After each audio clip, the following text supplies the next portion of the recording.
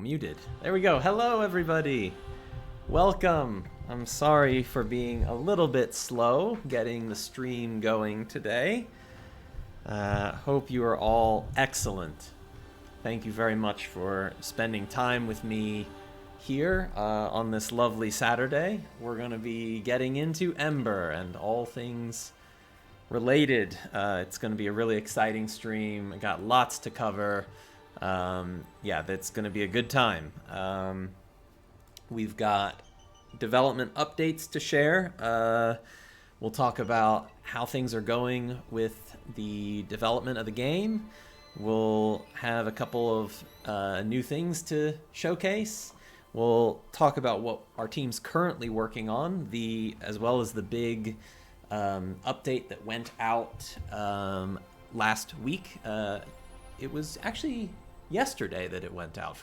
Time is a wormhole during Anniversary Week in particular. On that note, this is the final day of our anniversary celebration, meaning that for the next 5 hours, less than 5 hours now, final countdown. The software is on sale along with a ton of premium content for Foundry VTT on our official marketplace and from some other of our wonderful publisher partners. So it's a great time to get in on the action for one last hurrah. So much great content on the marketplace that you can pick up. But this stream is going to be focused on Ember. For those of you who don't know, hopefully most of you do by this point, but Ember is a tremendously ambitious project. We're creating a game, a setting, a sandbox for virtual play in an original, imaginative fantasy world. Support for 2 game systems, D&D and Crucible. It is a massive, massive game. Yesterday, someone was asking in Discord, like, what's the current word count of what we've written so far for Ember, and it's like 800k words, which is like more than 2, maybe even more than 3 kind of hardcover books already, and we have a lot more still to do. So it is a extremely ambitious product. It's really exciting how it's coming together. It's something that can really only be done in digital. It's not something that would really work in print format, and so yeah, it's really exciting, and I'm eager to share some progress updates with you all. I do have a little agenda for today to keep me on track. I'm going to be doing Q&A throughout, so it is my plan to take questions from chat the whole time that I am live. So if you have any question about Ember or Crucible or anything tangentially related to those, drop them in chat. If you can, preface your question with like an all caps question so that I can easily pick it out from other chatter. And yeah, I guess without further ado, we can go ahead and get into the action.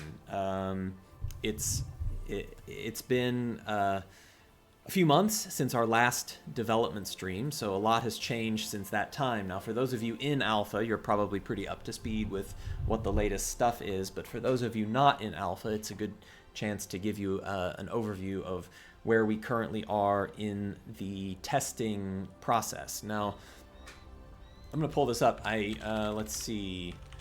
I posted this as part of our year in review article just a couple days ago, earlier this week. So if you're interested in Foundry overall, this 5-year anniversary year in review article is a really interesting read. And at the bottom of that article, there's a section all about where we are with the Ember development process. Long article. Oh, there's our team. Many of our Ember team at PAX last year.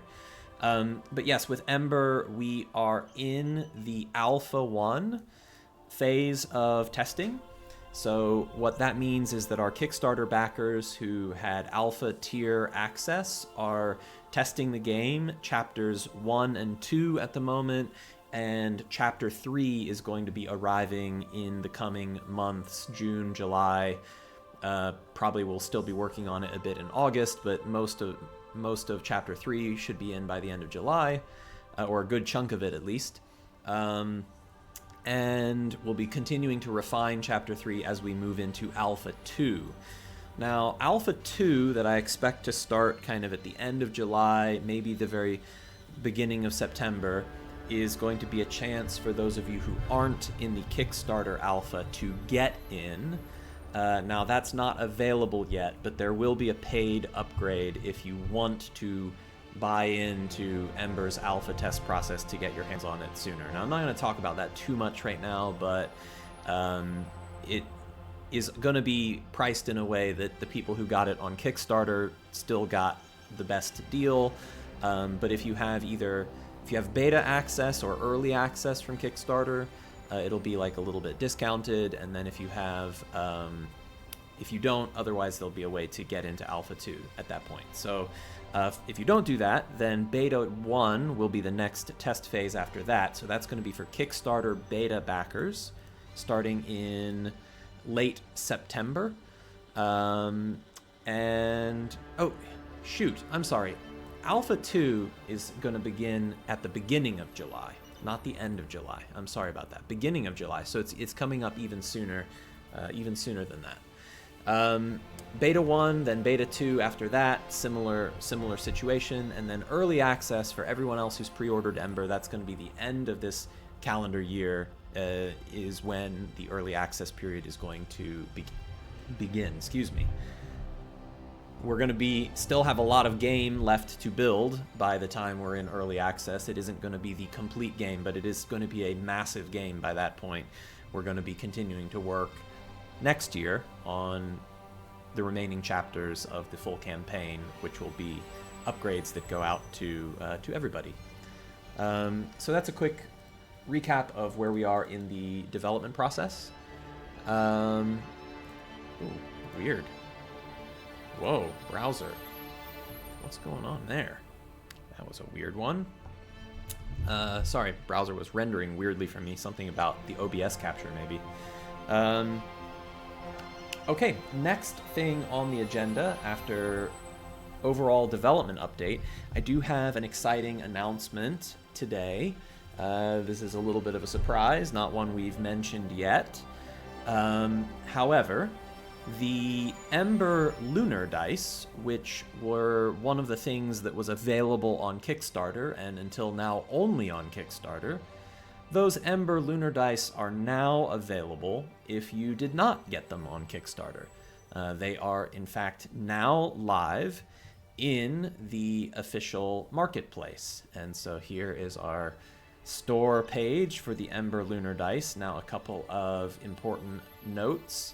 The full 6 set of lunar dice is not yet available. We have 3 of them that are now done, and there are 3 of them that are as of yet to come. So please don't purchase thinking that you're going to get all 6 immediately. You will get all 6 eventually, but they'll be added one at a time as those models are completed. So there's some cool screenshots in here of Rajan and Maus and the Aura dice.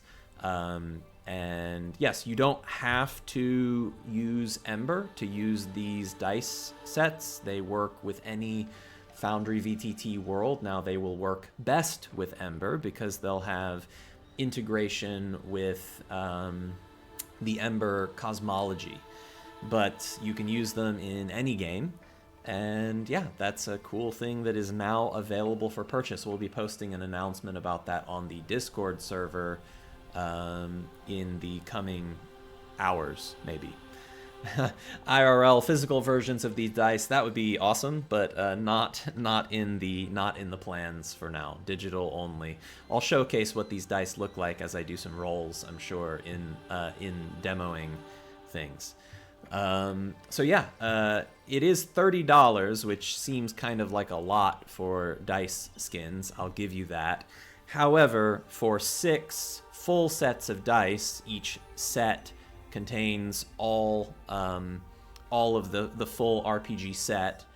It's actually a pretty good deal because in the kind of going rate for individual full set dice skins is like somewhere between $6 and $8, and so you're getting all 6 sets, at least eventually, for $30. So it's a nice deal. Anyways, hope you consider it. It's available now to purchase. It's a brand new release though, so it is not on sale as part of the anniversary sale. It's important to me that at least until we've fulfilled all of our Kickstarter commitments, that we're not giving anyone a better deal than what our Kickstarter backers got. I feel very strongly that our Kickstarter backers should have gotten the best possible deal on everything that they got. So maybe in the very long term we'll do like discounts for this, but only after we've fulfilled all of the Kickstarter obligations. So that's why it's not on sale. Okay, let me grab a few questions before I move on. Questions: are there any plans to update any of your existing first-party adventures for Crucible? Great question. It's in the universe of ideas that would be fun to do, but not something that I would say as near-term plans. Both of those adventures are, well, Demon Queen is not so long, but it's higher level, and Crucible is not ready for high-level gameplay yet. It's not ready for low-level gameplay yet. So Demon Queen, it's more a matter of like the level range that sort of adventure is for. Is Crucible's not in the right place for it yet. House Divided is maybe a little closer to feasible, but it's a pretty big adventure, and so that would be a big project. It's not something we can take on right now, but I will not say never. It's something that if Crucible ends up being successful, and that is a big if, but if that happens, then I think we would be looking at that as a possibility. Question from Dr. Feargood: are those dice also available to Kickstarter backers of Ember? So, Dr. Feargood, this is the set of dice that Kickstarter backers got. So if you're a Kickstarter backer and you had this as part of your pledge, or you added it as an add-on, you already own this. So this is now available for people who didn't back on Kickstarter, or didn't get the dice through Kickstarter. This is not a different set of dice than the Kickstarter dice. This is the Kickstarter dice. Hopefully that makes sense. Question: your life support is here. You are supporting both D&D and Crucible. What does it mean if for the world of Ember to be played through D&D 5e verse Crucible is a preference from the perspective of Ember? What about your personal preference? Well, my personal preferences on it may evolve over time. I think for the time being, Ember, in my mind, is still kind of a D&D setting, because that's like where we are with it right now.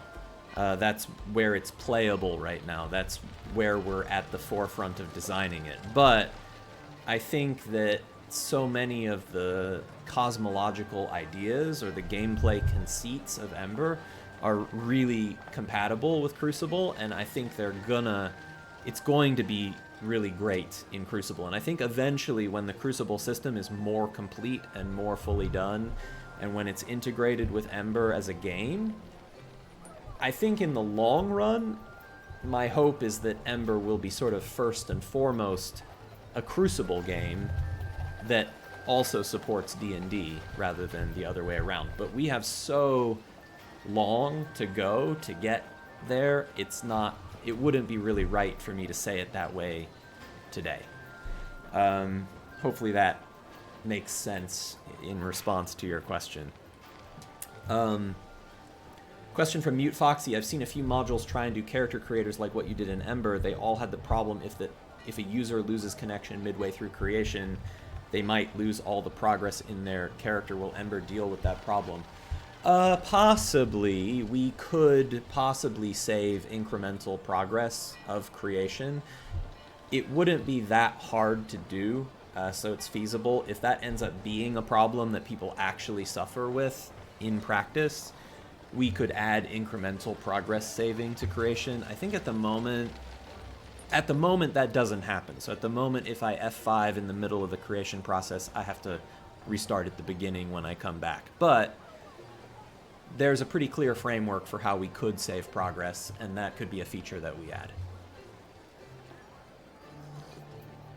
A question from Makio99. Will it be possible for me to translate Ember compendiums and or read aloud text manually?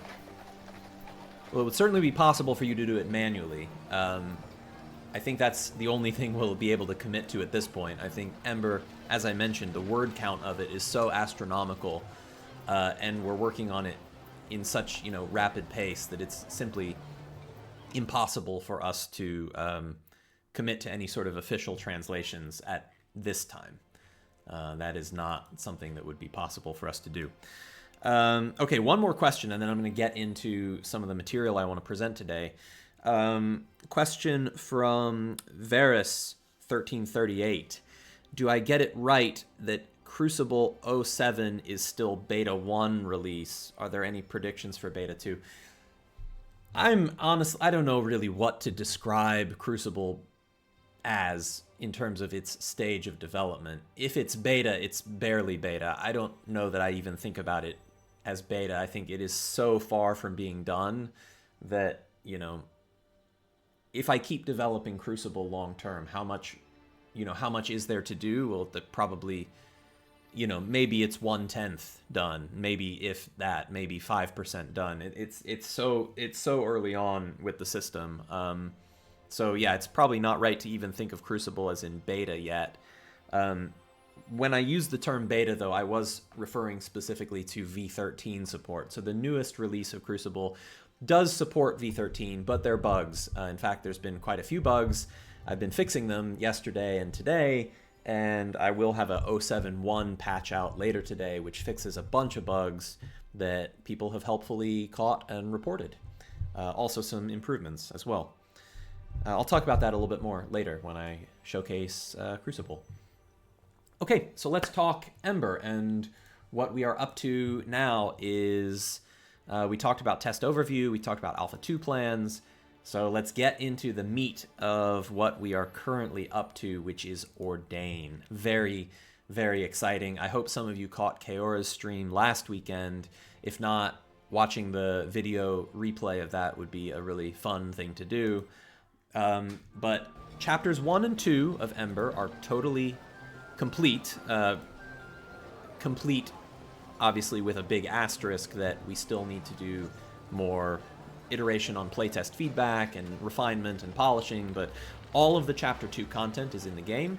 Chapter 3 content is coming into the game now, and we just released a big patch on Friday that adds the first wave of Chapter 3 content. No Chapter 3 quests yet. However,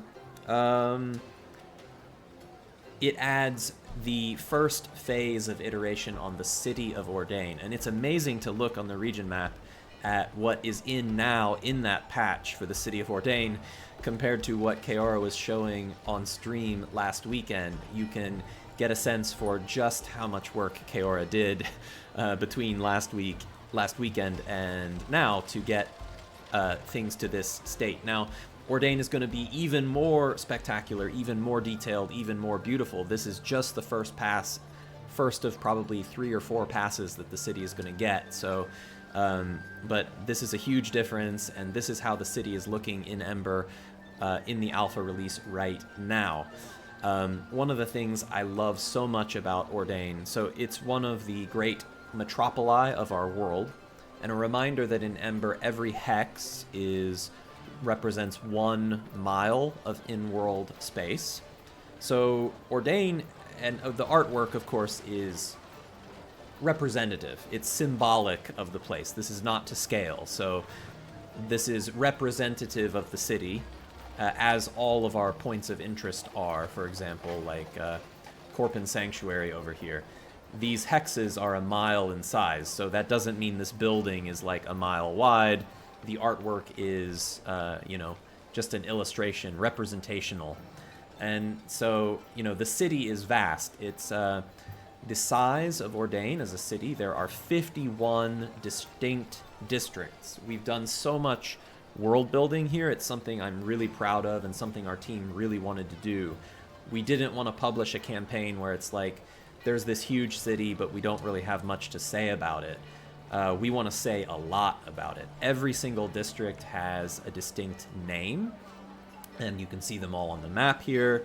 Every single district has history and lore and culture and everything else. So for example, some of them are still work in progress. If I pick one that's maybe a little bit further along, here you're seeing a little bit of our behind the scenes dev notes, which you wouldn't see in the alpha build, a little peek behind the curtain.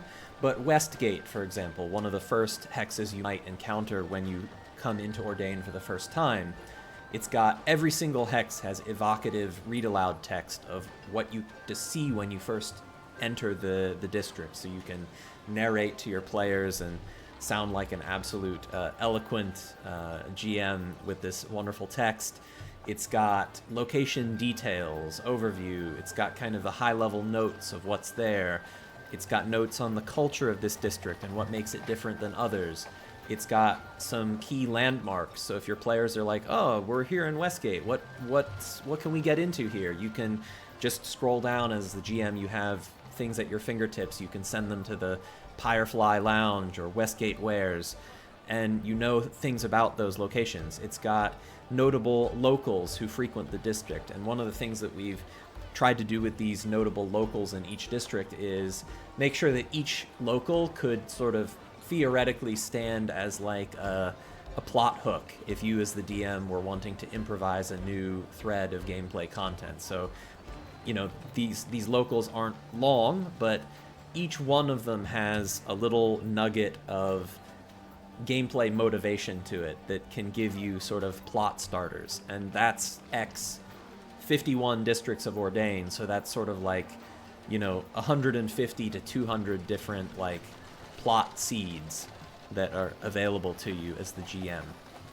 It's got lore, it's got more. Every single district has this kind of treatment, every single one, and so it's a huge amount of world building and setting content for Ordain. Ordain is comprised of 3 biomes. As you may know with Ember, the biome of each hex describes some of its overarching features. There are the flats, there are the spires, and there are the docks. And so those are the 3 urban biomes of Ordain, but beyond the individual biomes, each district is, you know, its own unique thing. Not all of the docks districts, are alike. In fact, you know, Lumir Wharf is quite different than Numinous Shrines, which is quite different than the Burns. So, yeah, you know, there's so much.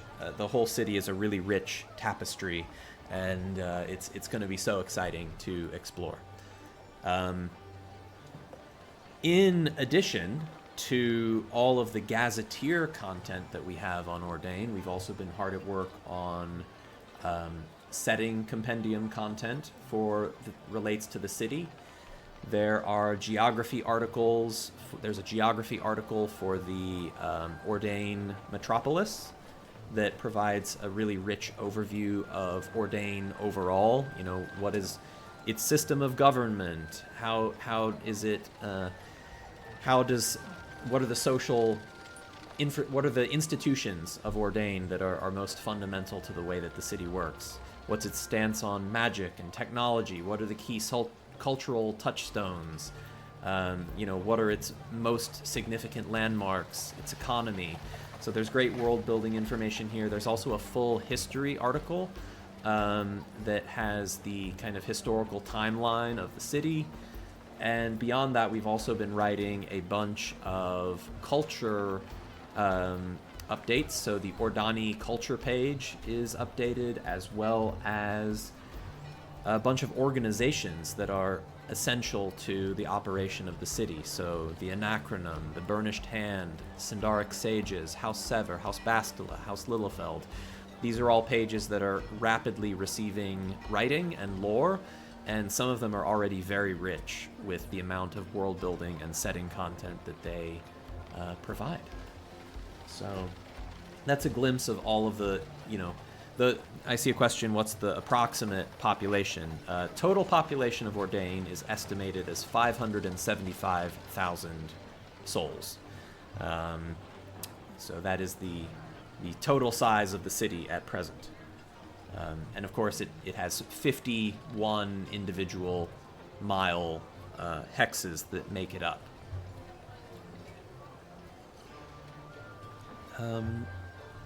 Yeah, it's a pretty densely populated city. It's a big city. It's one of the biggest cities in our world of Ember. It's amazing. And you get to visit all of these places. And for now, it's kind of the stage is set for those of you in Alpha who have reached Ordain, maybe at the end of one of the Chapter 2 quests. So to tie this into our quests, in Chapter 2, the 3 main quests, and this is like mild spoilers. I'm not going to give away massive spoilers, but I will probably get into some little spoilers. So for those of you watching the stream, I guess just choose for yourself whether you want to tune out for a little bit. But there are 3 Chapter 2 main quests, and each of the Chapter 2 main quests culminates with your arrival in the city. Now, you take different paths to get there, you travel with different main quest companions to get there, but all 3 roads in Chapter 2 eventually bring you to Ordain, where the main quest story will continue. And our writers now are starting work on the Chapter 3 main quests of Disgraced House and Smoldering Cinders and Unfinished and Spreading Sickness, which continue the plot lines that were established in Chapter 2, each continuing on with those main quest characters. They're really exciting. I think the 3 main quests we have in Ordain are really compelling. For those of you who've played a bit of Ember, our main quest companions, as you may know, are Anchorist, Lila, and Sin. And each of them has really strong characterization and narrative themes, and depending on which companion you work most closely with, both in Chapter 2, but again in Chapter 3, you'll get a little bit more of that character's story coming to the forefront. Anchorist's Chapter 3 quest is all about investigation into some troublesome happenings in the city and following up on the clues that he gathered during Chapter 2 when you explored, spoiler alert, the pathways, the mutagist laboratory. You make your way to the Hallows in Ordain, and you continue that investigation in the city where there are sort of troubling happenings afoot. And Anchorist is this investigator character. He's part of the Veiled Chain, which is the investigative arm of the Hallows, the governing body of Ordain. And so Anchorist, you get to kind of lean into like the spy craft of the investigation, tracking down leads, going about the city. It's very much like a detective drama in Chapter 3, Anchorist's quest, and the detective drama leads to a very dramatic conclusion of Chapter 3, which I will not say, but Chapter 3 ends on a bit of a cliffhanger. Thankfully, it's not the end of the game. But yeah, there's this big kind of detective drama in Ordain in Chapter 3 if you're working with Anchorist. Now for Lila, Lila is the heiress to House Sever, one of the prestigious trading houses in the city of Ordain. And so Lila's story is very much one of intrigue, both political, personal, and also kind of it leans in a little bit to the sort of subculture of Ordain as well. There's a lot of kind of well, I don't know, maybe I wouldn't necessarily say it that way, but Lila's quest in Chapter 2 is quintessentially a heist. It's one of my favorites. As you are participating in the political and social intrigue of the city, Lila's put in a position where she, with you as her allies, needs to orchestrate a caper. And Lila's quest in Chapter 3 involves the recruitment of allies to join your cause, each of which kind of performs an important role on the gig. And then the quest plays out, ultimately leading up to the event itself. And, we'll see if your plan survives and goes off smoothly, or we'll see if it turns into, as your party plays it, a crazy scramble where the plan is all a bust and you have to improvise. We're making sure both pathways work, and we know that, you know, intricate plans seldom tend to play out the way that groups expect, but we've put a lot of effort into, like, how can we give the party a framework to really feel like they made a great plan for the heist and were able to execute on it, while not necessarily ruling out the situation where it all goes to shit and you need to, you know, kind of improvise on the spur of the moment. So Lila's quest is really fun. Like Anchorists, it ends on a bit of a cliffhanger at the end of chapter 3, which I won't spoil. But yeah, I really love Lila's quest. And Sin, I mean, honestly, all three of these quests are so great. Sin's chapter 3 quest is really about the cultural fabric of the city, as Sin, who was originally traveling to Ordain to pledge themselves to the Sindaric sages to become an initiate. Sin begins going through the process of initiation with the Sindaric sages. As part of that, Sin's tasks turn up some clues that relate to things you discovered in chapter 2. And as Sin starts to pull on the threads of understanding what the state of the Sindaric sages and their relationship to other organizations in the city of Ordain, like the Burnished Hand, like the Hallows, like the trading houses, it starts to turn up a sort of unveiling mystery that ultimately tells a story of life and death in Ember. And, you know, Sin's quest throughout the game has a little bit of a focus on the life-giving energy of Ember in contrast with the horrific horror and the undeathly forces of the Abyss. And so Sin's, the overarching theme of Sin's quest is really like life versus death, and that really starts to bubble more prominently in chapter 3 as you make it to the city. And like the other two, Sin's chapter 3 quest ends with a cliffhanger, probably the biggest of all three, in fact. And so all of these three chapter 3 main quests end up landing in a place that will give your party, at this point you will be so committed to their stories, we really believe, and like by the time you end chapter 3, you're going to have to go back out into the Arctis Plateau to explore regions you haven't been to before, to resolve the mounting conflict that has emerged in chapter 3.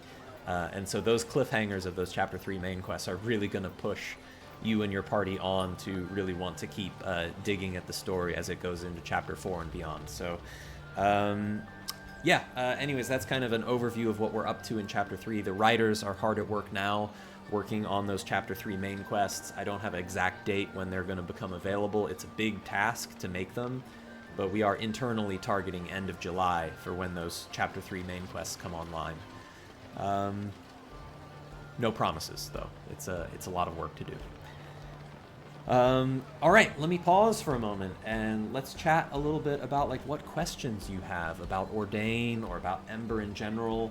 What can I talk to you about? What more would you like to learn about or hear a little bit more about?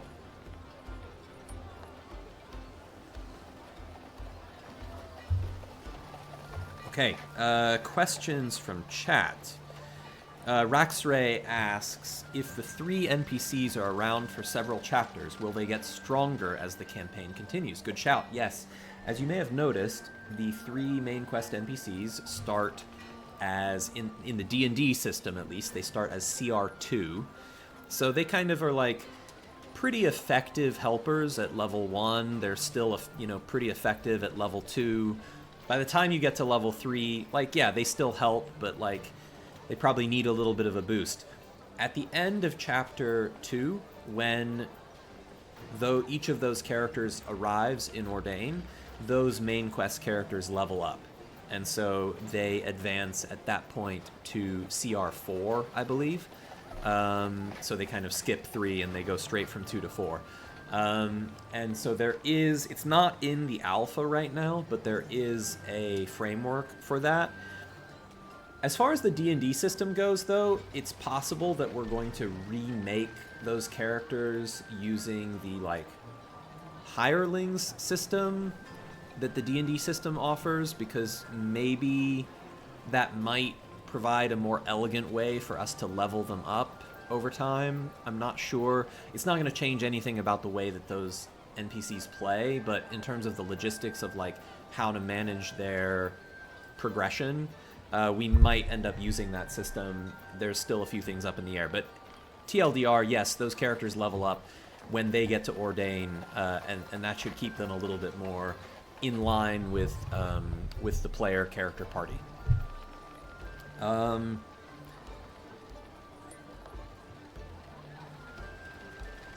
Ordain is basically ancient Rome. It's a fair analog. Rome is, you know, probably an inspiration. It's certainly not the only one, though. Our imaginative setting for Ember, it does draw a little bit on sort of like Mediterranean themes, some Middle Eastern themes, and some North African themes. And so like that, you know, we try and build Ember in a way that is very different than medieval Europe. We're kind of eschewing that sort of medieval European Dark Ages fantasy setting and themes, and we're trying to make Ember very rich and colorful and imaginative.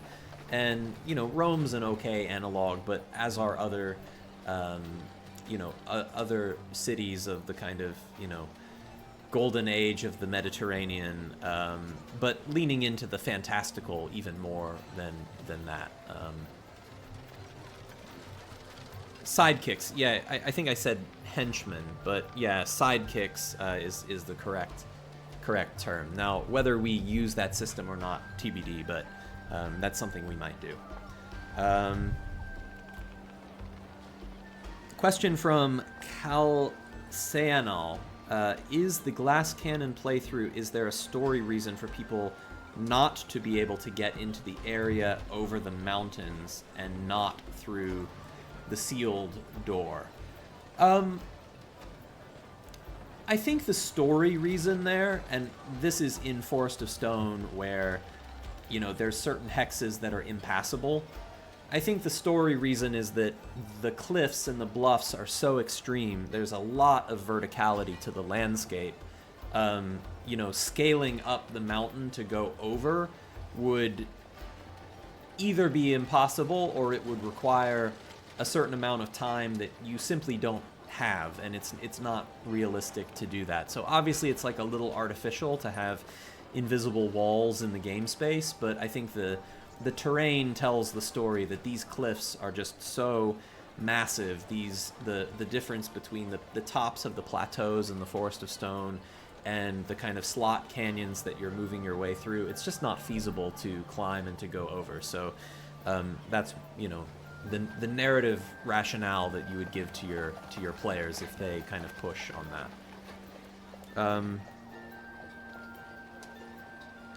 Question from Shemetz. Is there some kind of searchability to the collection of journals? If I'm a GM and my player is asking, where can I find a blacksmith? Or what guilds are there around here? What's the equivalent of control F'ing through a PDF? That's a very good question. I think text search within journals is something that Foundry maybe doesn't do so well right now, but we have ideas about making it better, some of which are on our current V14 Patreon poll, others of which are not. But I think, you know, this is something that's a little bit of a weakness. Suppose you wanted to search for blacksmith and find, like, where are all the blacksmiths in the written text of Ember? There isn't currently a great way to do that. So more robust, like, worldwide searching of text content in journals is definitely something that, not just as an Ember feature, but as a Foundry VTT feature, is on the agenda somewhere. Where exactly it is on the agenda, you know, we'll see. But it's certainly something that we know we need to improve. So, you know, one of the nice things about Ember is we have lots of ways to make Ember better. Ember can get better because Ember itself improves, like our writers are writing more quest lines, or improving events or something like that. Ember can get better because the D&D system gets better. Ember can get better because the Crucible system gets better. Ember can get better because the core software gets better. And so we have lots of different levers we can pull for, like, how does the Ember experience get better? And we are actively pulling all 4 of those levers. So, you know, sort of all systems are go, so that by the time, you know, Ember launches for real, complete, it's going to be in early access a long time. We got a lot. The game is so massive. It's honestly ridiculous. Probably like end of 2027 maybe. But by the time that Ember is a complete game, it's going to be so good, because all 4 of those different channels have just continued to improve the whole time for, you know, another year and a half from where we are now, at least. All right, good questions. French Vivi asks, sorry for repost, we've got this huge world map to play with. Do you have ambitions to expand the universe long term? Ambitions, absolutely. But this game is going to be keeping us busy for quite a while, and we are determined to do it the absolute utmost justice that we can. But yes, the world map, we are gonna, Kaora is gonna, you know, fully illustrate the world map at some point. Like, the level of detail in the world map everywhere will sort of match a certain level of detail of the areas that have been filled in. And we're going to have all of the setting compendium content, like on geography, all of the different regions. Many of these are like just placeholders for now, but like we're going to have rich setting compendium information for all of these places, for all of the red stars, the great cities. We're going to have articles on all of those. They probably won't be as expansive as the one for the city of Ordain, but the articles that we'll have for the other great cities, they're also going to be, you know, pretty expansive as well. And so, yeah, there's going to be a lot of rich setting information, and a lot of that setting information is what's going to ultimately be the foundation for the hardcover setting book that we're going to be publishing with our friends at Mage Hand Press. So that hardcover setting book will be really looking at the world of Ember overall. It might zoom in on the Arctis Plateau a bit, but, you know, we're going to be limited to a certain page count of that tome. So the first priority for the setting book will be looking at the kind of overall world, the overall cosmology, the overall metaphysics of Ember as a high-level setting. And once, you know, Shard of Fear, which is the name of this particular game, once this game is done, if it goes well enough to justify, we would absolutely have ambitions of doing more, but it's a long time away from committing to anything like that. Twitch Silicoid asks, looking at the development timeline, it looks like Ember is going to be late V14, early V15 for release. That is probably accurate. I would probably say V15, not just early V15. It's probably pretty solidly V15 by the time Ember fully releases. But what is the primary challenge in developing across multiple Foundry versions? How much has this influenced new Foundry features? Well, it's interesting. One of the things that is true of Ember, which is kind of a fairly interesting scenario, is that we've always been developing it at the very tip of development. We've always been developing Ember on our bleeding edge dev branch of the core software. So, like, we don't build Ember using, like, we never were building Ember using the stable V12. We are not building Ember using the stable V13. We develop Ember at, like, the tip of V13 dev, and once 14 starts, it'll be the tip of the V14 dev branch. And that has consequences and benefits. I think benefits are that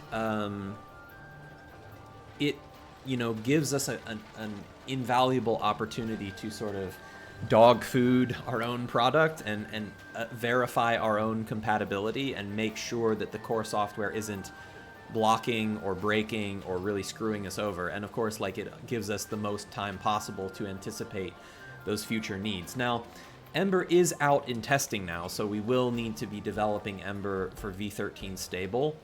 And so, like, we're going to have to be careful not to do anything in Ember that breaks v13 compatibility, because we need our ongoing alpha and beta and early access testers to be able to be testing using v13 stable. However, at some point when we get close enough into v14 testing, probably once we get to like the API development or user testing phases of v14, at that point, Ember is going to require v14 even before v14 is stable. And that's just the way it's going to be. Like, until Ember is done, it is going to be staying very close to the forefront of Foundry development. I saw that someone was like admiring the Ordain nighttime transition. I love the transition on this map. Yeah, like the day to night cycle of Ordain is so nice, as like we get dawn and then day, and then eventually, you know, back to dusk and then back to night again. Yeah, it's really cool. I love that all of our vistas have that. All of our vistas have that like seamless day-night cycle, like weather. Like, it's raining now. Maybe the rain doesn't come through on stream very well, but yeah, it's like all of those things are sort of seamlessly integrated, and any vista that is like an outdoor vista. And eventually, one of the things that we've been kind of dragging our heels on a little bit, but we do absolutely intend to do, is what we call the dynamic skybox. So the skybox is already a bit dynamic, but it's going to be even more dynamic because the moons are going to appear in the skybox, and they're going to like move across the sky at night, and that's going to apply to every vista that has a view of the sky. So, you know, there's no moons full right now, but you know, you can imagine as like Maus comes into full phase, you would be able to see Maus kind of like moving across the skybox as it progresses.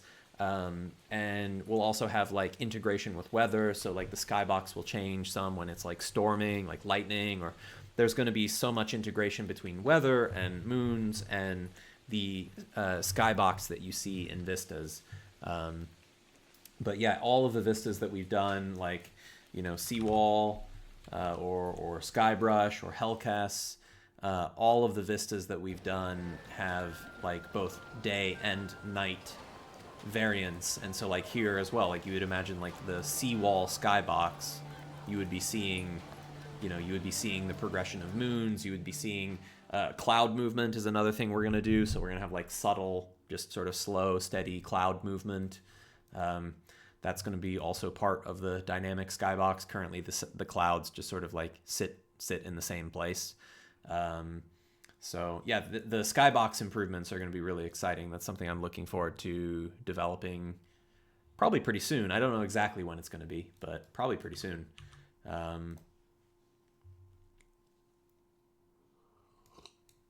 Here's Lila with Solara, the Ashka.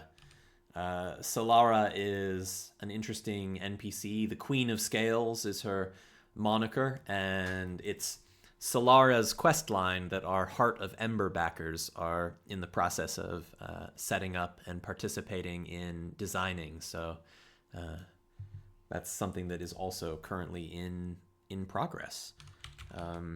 Just getting started, just the early stages of development of that quest line.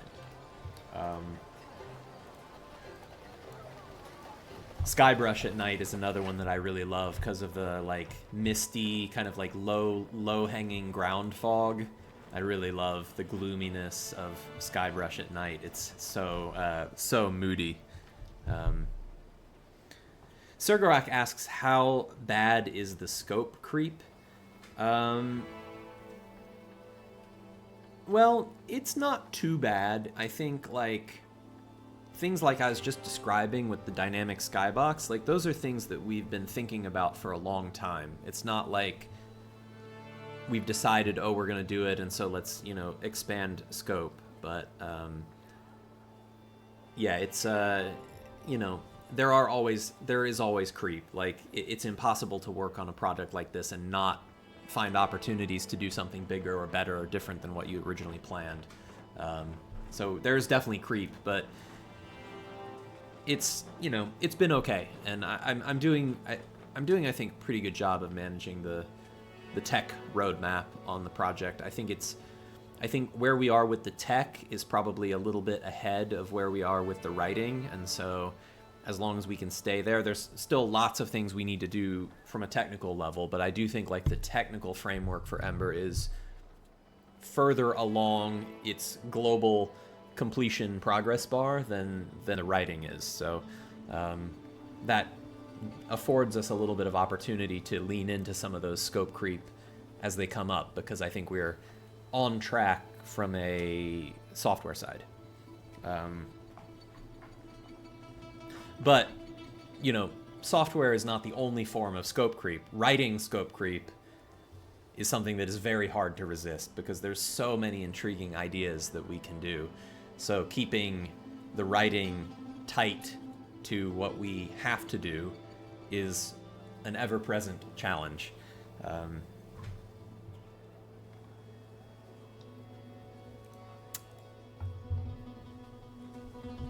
Kind of feel like you started with so much scope that there's very little place for it to creep further. I don't know. There's plenty of places it can creep further for sure. Raxray, can we shout out tabletop RPG music and all of their music here? Oh my god, Ian's work on Ember is so great. You want to hear the newest? You want to hear the newest piece of Ian's music? I know the answer is that you do. Let's head over to... Let's go to, like, Arcturel lower.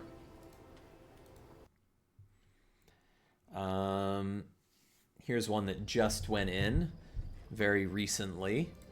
So, little spoiler alert for those of you who are playing Lila's quest in chapter 2. Why don't you just earmuffs for like 30 seconds while I explain what this is about, and then you can unmute. In Lila's quest in chapter 2, there's some very strange beings in this mine in Arcturel, and in fact, as far as like a taxonomy of creatures goes, they are technically they are celestial because they are of Luxarum in nature. So there's the Skither and Vorg and the Aberrix, and so if you are fighting against celestial adversaries, then Ian's latest composition is celestial combat. So suppose here's your character and you're in a combat encounter with these creatures. This is a cool chance to show off the automatic combat music in Ember. So if you look at the music sidebar here and then you look at the combat tracker, once I begin combat for everybody in initiative, I'm going to go ahead and click now to begin it. And as soon as I begin combat, the music automatically changes to celestial combat. And, oh yeah, there was some of the beautiful dice. And so what you're hearing now in the background is the celestial combat theme. Now, I have kept the music low-ish on the stream. I'm just going to boost it up for a second so you can hear a little bit more of it, and then I'll turn it back down.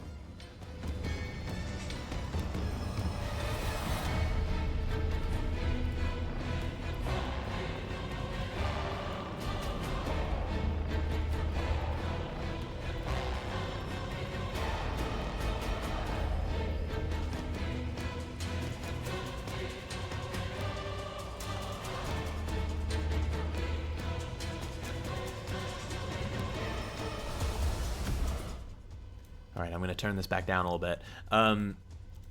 It's so epic. And as with all of the music in Ember, it is dynamically composed.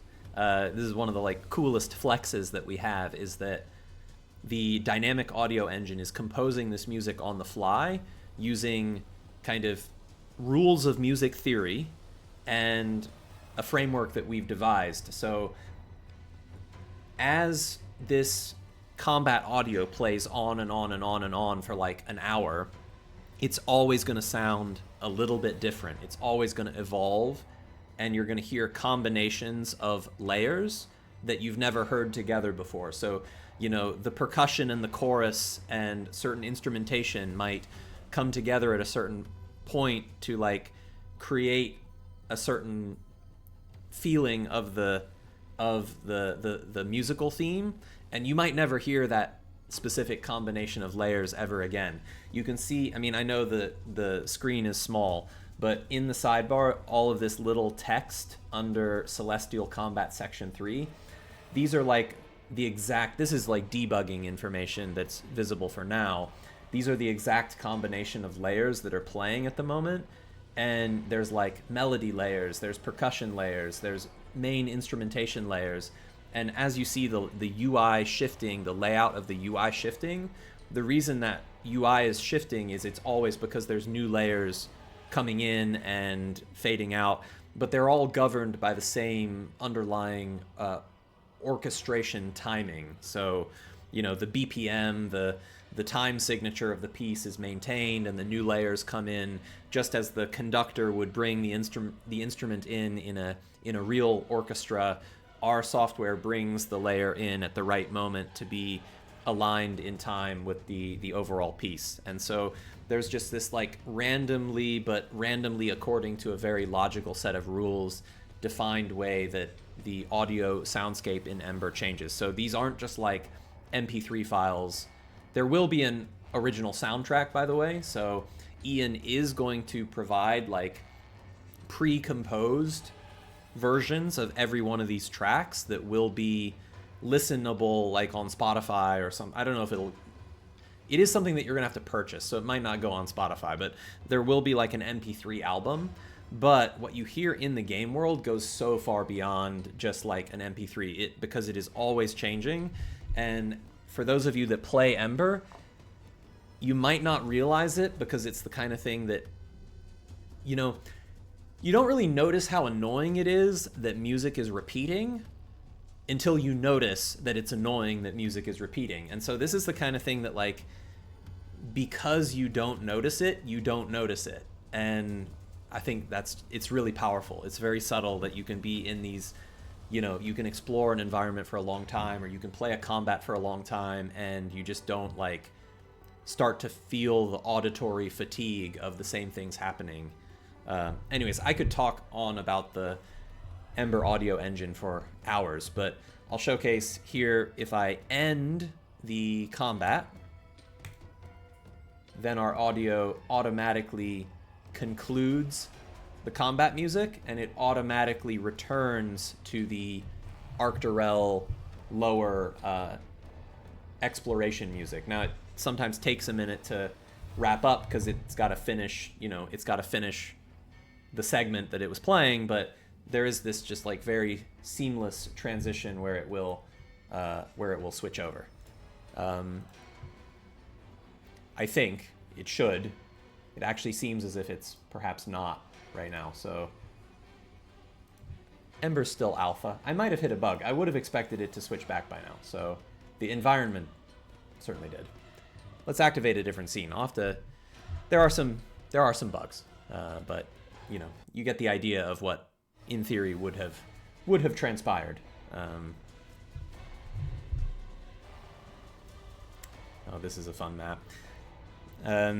This is one that I can show that went into our update, not the one on Friday, but the one prior to that. It's a little bit of a spoiler, but there's some very cool interactivity here.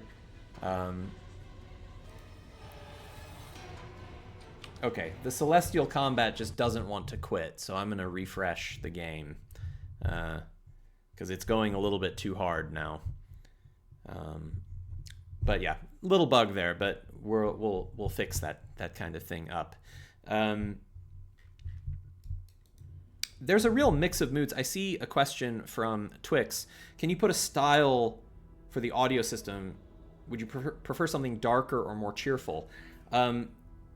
Yeah, so one thing that's really cool as well is that you can, when you're not in combat, because combat is always pretty intense, but when you are in an exploration setting, like this Ancient Giants exploration piece that you're hearing right now, I can switch it between calm and tension.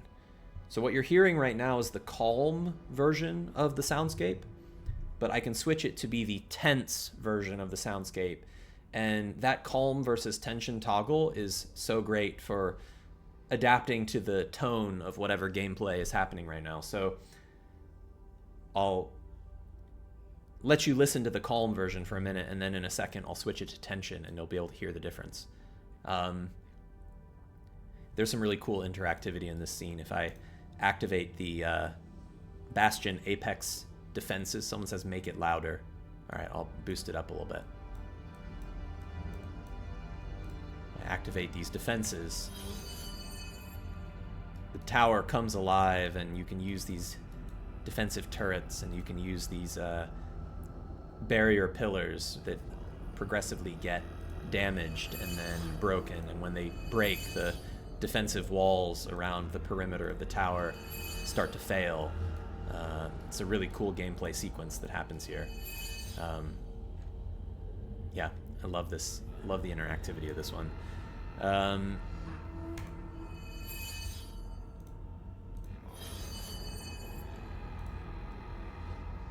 All right, so this theme, even in normal circumstances, has a little bit of tension to it, because it is kind of a big, mysterious, ominous, subterranean soundscape.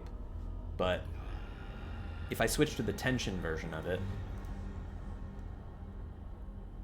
you'll hear that you see in the sidebar it switches to Ancient Giants tension, and the mood of what you're hearing is going to veer a little bit darker, a little bit more ominous.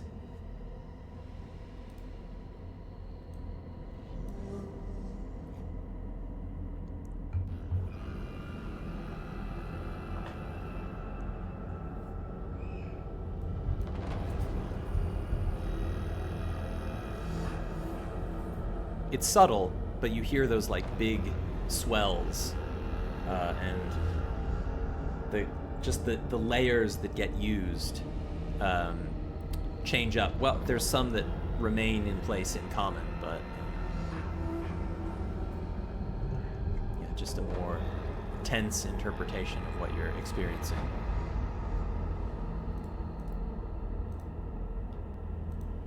All right, I'm gonna turn it back down a little bit so you can hear me well. This is a really cool location in the game world. Again, little spoilers, but I suppose if you're watching this stream, you probably are okay with some spoilers. I sort of have to trust that.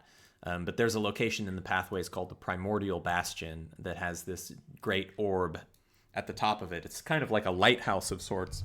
It's an ancient fortification of ancient giants. And there's some really wonderful dungeon exploration of this area. And so you see it here on the region map. You can also see it in the Fogbound Caverns vista, where I'll go to a vista composition in this thing. You see the distant bastion. For example, here you can see it at like in first-person character view, as your characters would see it in the distance, and then here's another one as you get a little closer. It's this really massive kind of pillar of this bastion in the distant recesses of the pathways. And so we have this really cool continuity between like the environmental artwork that you can experience with the vista, the region map that you're exploring as you discover that location, and then ultimately the area maps when you get there and you're traversing the dungeons, you're traversing the lightless halls at the lower levels of the structure, you're eventually getting to the Bastion Apex. There's some really fun gameplay there to be had, that is, yeah, it's exciting stuff. There's some work still to do on this map, but yeah, there's really good gameplay to be had on this one. puzzles to solve, baddies to battle. Yeah, it's a really, really exciting, really fun area, this one is. Treasure to find, of course. All right, let me take a couple questions. Couple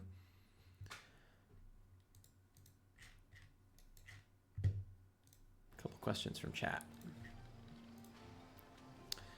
Forian's question: do you think it would ever be possible for the dynamic music of Ember, the tech part of it, to be made a standalone module, free or premium, or even a core feature? Am I correct in thinking that every user hears music a bit differently, or is it synced? Good questions. First part of the question, would we ever export it outside of Ember? Possibly. Yeah, possibly. I think it is a kind of key selling point of Ember. The other thing is, I think it's very similar to, for example, the Vista system in the extent that the code framework of it alone is very unsatisfying. You need an artist, or in this case a musician, who's willing to create assets subject to a very specific technical specification.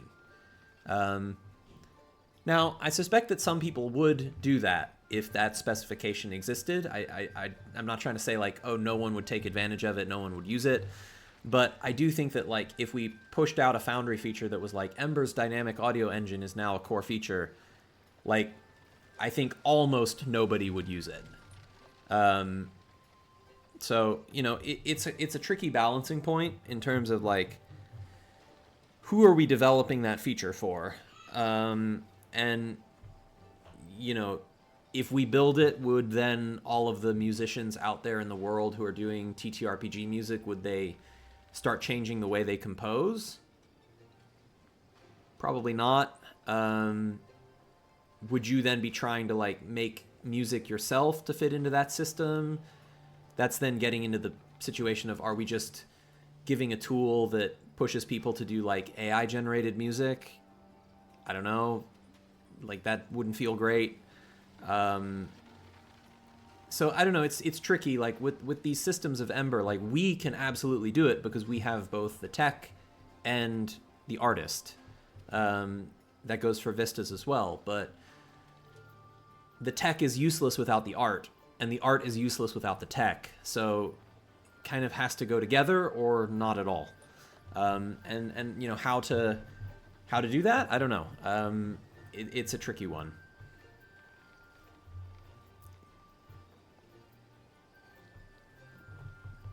The other part of your question, Forian, was like, does every user hear the music a little differently? Yes, that is currently the case, that the layer, the dynamic composition is local. So like, I'm hearing a certain melody, the other user is hearing a very similar but different melody. It all belongs to the same orchestration, it's all using the same sorts of instruments, but like, the exact mix of layers that I'm hearing is different than the exact mix you're hearing. So as a player, you'll be like, oh, I love that violin line. And others might be like, what violin line?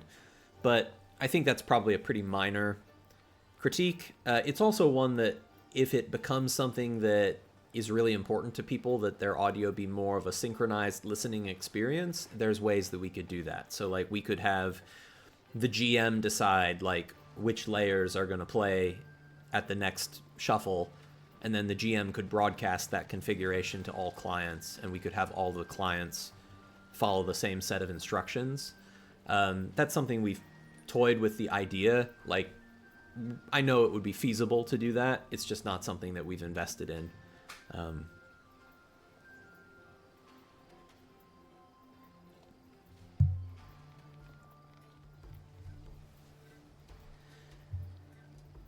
Question from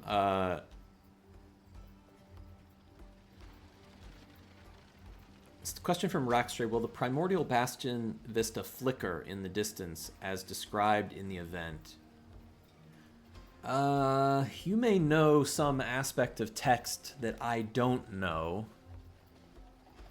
Or you might be thinking of a different quest, you might be thinking of the flickering tower, the Edir signal post in chapter 1, which is also a tower, but a different tower.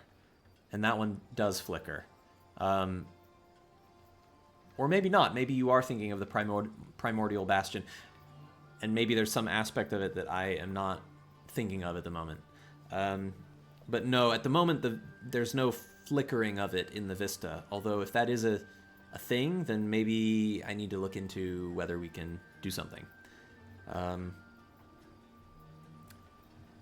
Let's see. Sugrum asks, you've talked about quests and adventure, which feels like it's all scripted. Is there space for parties to make the story their own? That's a really good question. I definitely think there's space for that. So there's a few options. The kind of nuclear option is in Ember's game settings, you can actually, and this is going to be even more fully featured by the time we release, but in Ember's game settings, you can... Oh, wait, never mind. I took that setting out for now because I want to force people in the alpha to play Ember properly. But there was, or there will be again, a setting in Ember that lets you say, disable Ember's game narrative. And if that setting is enabled, then what you get is the entire world of the Arctis Plateau. You get the entire world of Ember, all of the hexes, all of the, every aspect of the world. Your party can go forth and play and discover. You can still, go to Dradley Grange and you can still discover it, and you can still interact with all of the places of the world, but our storyline simply doesn't happen.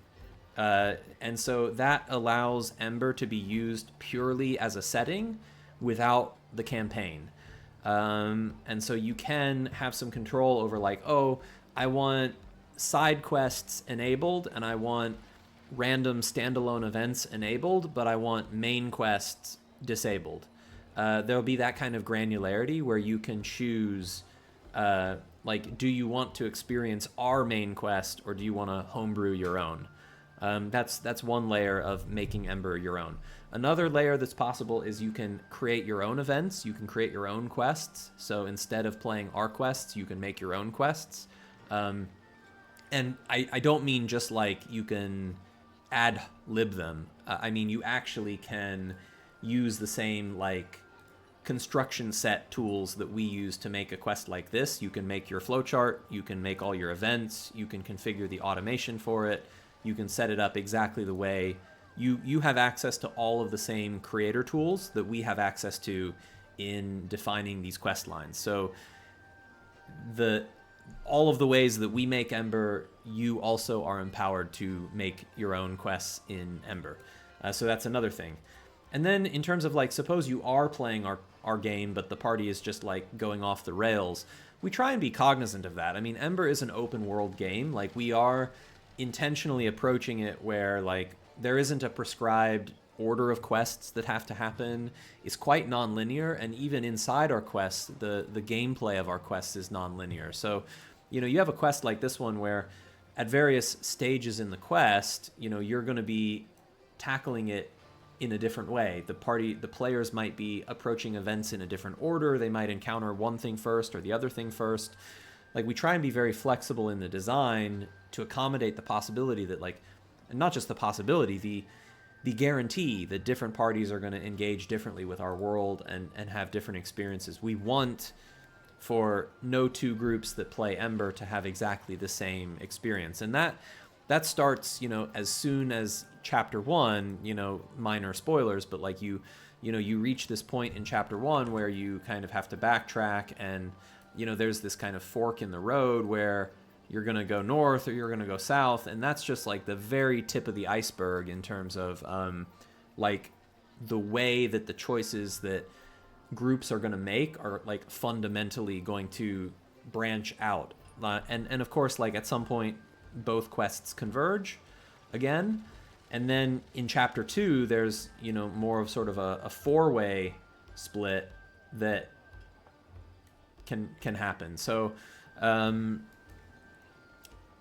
that's just with the main quest. So like we really are designing the whole game with the expectation that no two groups are going to make the same choices, nor should they. So, you know, yes and no to answer your question. Like you say, like it feels like it's all scripted. Some things, certainly, like some narrative events, in order to have weight and punch, like those events are delivered in a certain way that, you know, yes, you as the GM provide that initial exposition and get the ball rolling and say, yes, you know, these things happen. But is that scripted? I don't know. I wouldn't say it's scripted. I think there's a lot of flexibility in how the gameplay plays out. All right, let's see. Question: Quantic Twitch, or Quantic Twitch.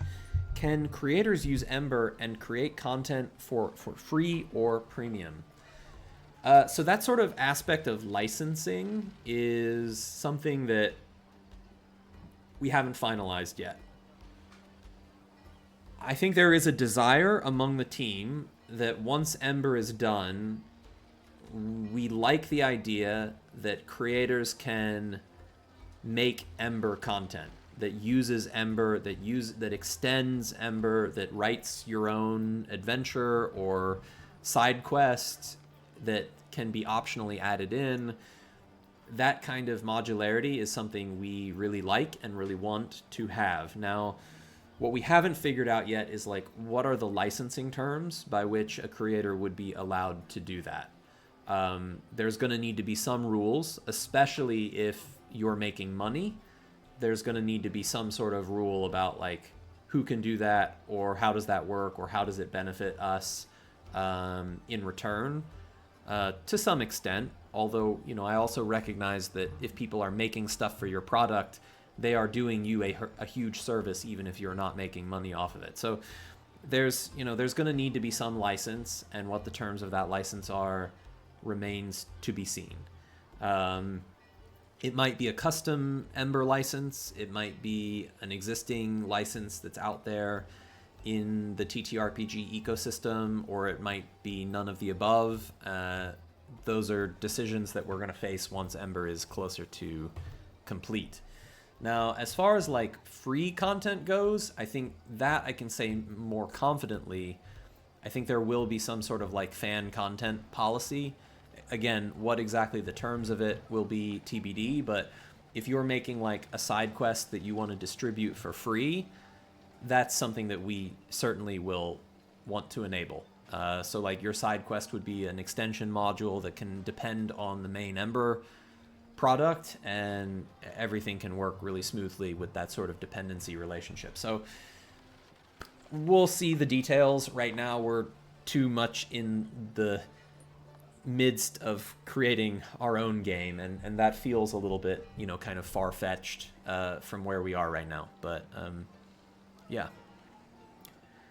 Question from Bonarvici: are there technical capabilities in place for a dedicated artist to draw an extension of the mega region? So theoretically, yes. Practically, no, not yet. But one of the things that I'm so proud of with the mega region is that the design of it is theoretically kind of infinite. And if you look at like the scene configuration in Foundry, the scene dimensions are 1.5 million pixels width and height. Because that is the theoretical size of the entire surface of Ember. We mathed it out, and at this particular scale, at 1 mile per hex, the entirety of the surface of Ember would require 1.5 million pixels of space. And the way that the mega region is drawn is that we have preemptively opted into placing this small slice of the mega region, we've placed this in that 1.5 million pixel canvas where this part of the world would be. So if you look at the world map and you look at the squares of the world map, our mega region map is very specifically these 9 squares.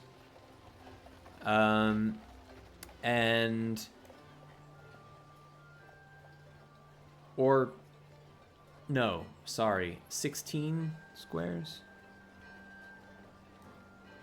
I might be saying that, it might be that it's, sorry, it's this here, sorry. It's these 16 squares, because each square here is 40 miles, and the mega region that we have implemented is 160 across. So these 40-mile squares on the world map, this 4x4 of 40-mile squares on the world map is this 160 miles on the mega region, and it is done at accurate fidelity to the geography. So what that means we could theoretically do is continue to expand the mega region to offer regional detail of the world. And in fact, we could even depict a different part of the world on the mega region. Like, for example, suppose we wanted to not do something that was continuous, but suppose we wanted to jump over to the Golden Bay and the Castilian Peninsula. We could theoretically do, like, let's add, hoist and the sea around it. And that could theoretically fit into the mega region framework that we have, where you would then be scrolling, or more likely there'd be some UI-based way to, like, jump to a different, to a different section. But it would be able to coexist within the same seamless scene.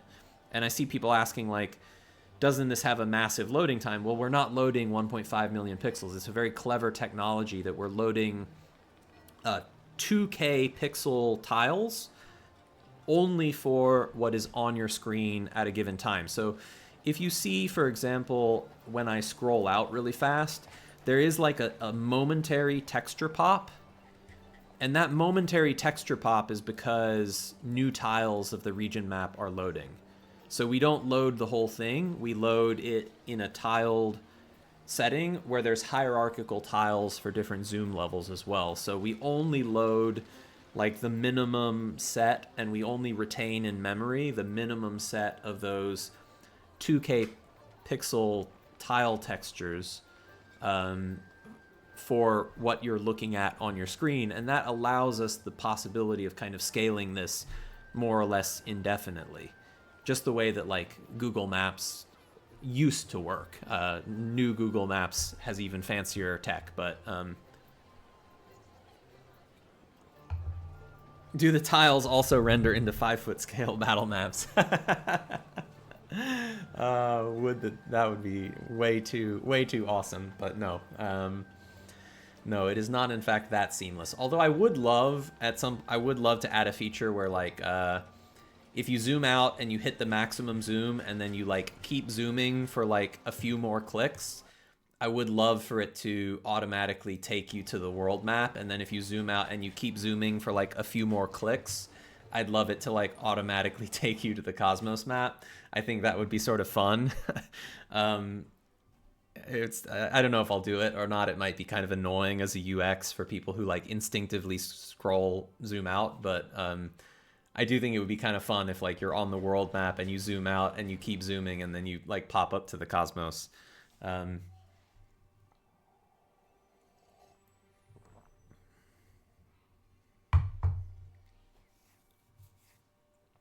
All right, cool.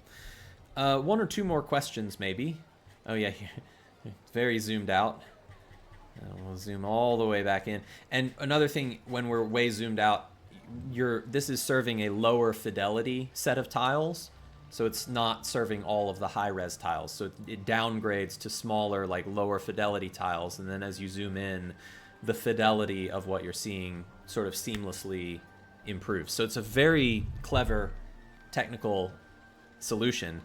Another thing that is very clever technical solution is in this most recent patch, Ludovic has done some superb work on the performance of light source rendering. So all of these light sources all throughout the plateau are now rendered using a supercharged light source rendering solution that is fully batched. It is super high performance, and it's going to allow us to have thousands of light sources on the scene with almost no meaningful performance impact for relatively reasonable PCs and laptops. So what lets us do this on this scene, and you're probably already preparing to type in chat, like, will this be coming to core? Bonarv Chief beat everyone else to it. I knew that someone would be, typing that in as I said it out loud. Maybe, but what allows us to do that on this map is that the light sources on the region map, there's no walls. So there's no constraints on these light sources. They are all perfect circles, and they are all smoothly attenuated perfect circles. So that is like a very strong assumption that allows us to make a very big shortcut to the way that the lighting system works. Because normally lights in Foundry are polygons, and they have polygonal geometries with vertices of the polygons that allows them to have sort of like gentle, smooth edges, faded edges. Now, what we can do here is that every light is a quad geometry. It's a square, and in the shader, it just renders an attenuated circle, and we can do that with a batched shader that lets us do thousands of lights very, very quickly. So will this be coming to core? Maybe, but it would only be useful in core for lights that have no wall collision, and that is a light source option, of course, in core. Like, you can make a light and you can say constrained by walls false. So maybe in core, if we added this, like, we could use this specifically for all the light sources that are not constrained by walls, but that isn't the most common lighting use case in the core software. But it's a shortcut we can take here on the mega region that gives us a huge performance boost.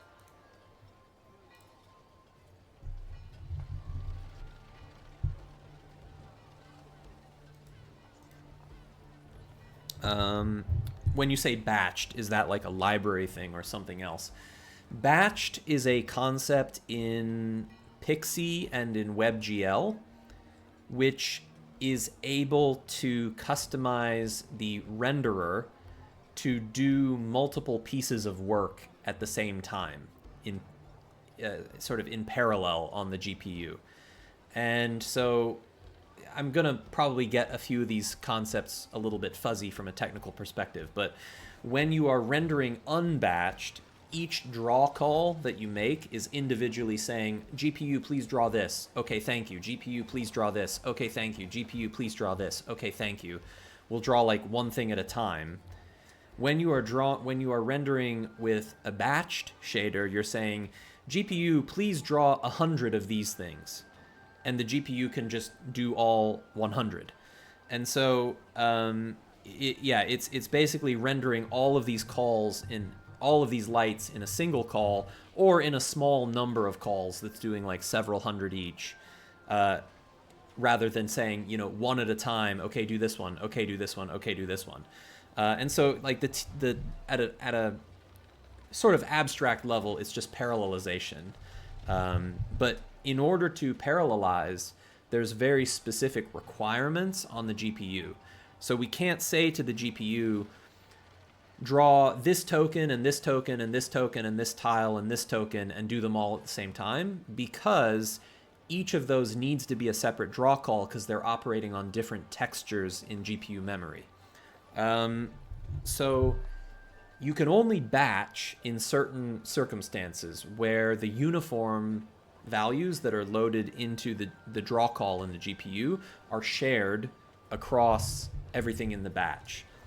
That's one of the other technical supercharges we have in Ember, that for all of our vistas and all of our area maps, every single sprite here in the vista, these are all being rendered out of a sprite sheet. So the sprite sheet is like a big texture, like an 8K texture, and every single one of these people is in that texture. And so what that lets us do is say when we're drawing all of these characters in the vista, we can draw all of the characters at the same time, batched using a single draw call, because every one of these characters can share the same texture in GPU memory that the GPU is using to render it. So there's a lot of optimization that we've done in order to enable batching, and this work on the mega region for light sources is just sort of the latest part of that. Forgive me, chat, for the technical digression that I'm sure was interesting to some of you and dreadfully opaque to others.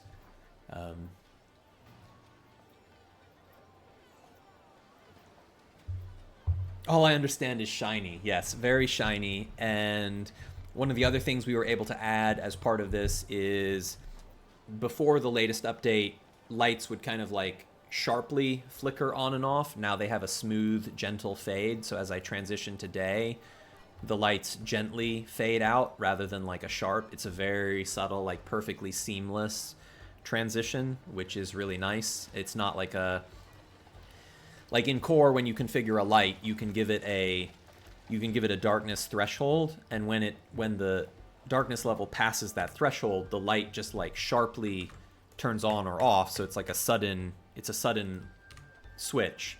But what we can do here is a very gentle fade. So as it gets progressively brighter, we gently fade in.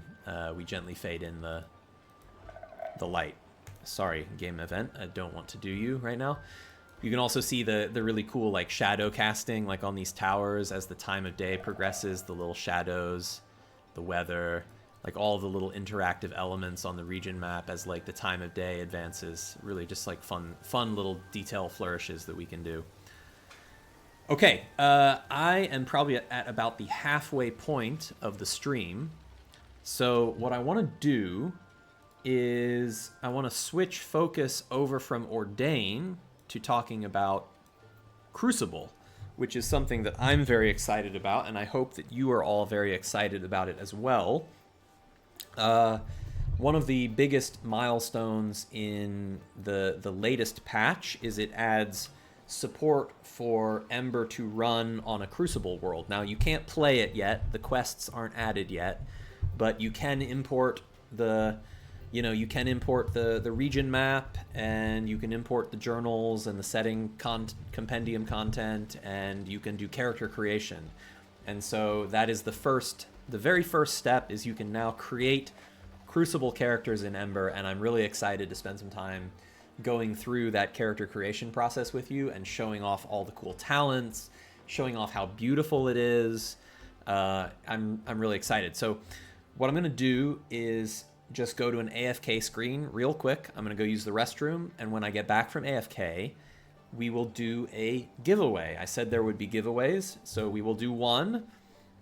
I'm going to do one now, and I'll do one at the end of the stream, just so I give you all an extra reason to stick around. So I'm going to give one of you on the far side of this break a chance to win Ember Alpha Access, which was something that people had to back Kickstarter at like $300 to get. So this is a hell of a prize. It won't cost that much to upgrade to Alpha because that Kickstarter tier included a ton of stuff like the dice, the hardcover book, etc., etc. But yeah, access to Ember Alpha is a very prestigious small group. So I will give one of you an invite to join Ember Alpha. And then again at the end of the stream, I'll do another one. So we'll do two total today. To be eligible for the giveaway, what you need to do is you need to be logged in to Twitch.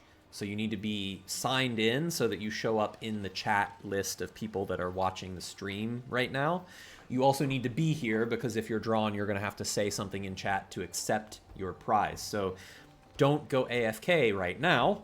I will, and then when I come back, I'll do the giveaway, and you'd better be here if you want a chance to win. So I'll just be away for 2 or 3 minutes, and then I'll be back with that giveaway, and when I come back, I'm going to shift my focus to Crucible, and I'm going to be talking about Crucible for the rest of the stream. Okay, thank you all. Don't go anywhere. I will be back in just a moment.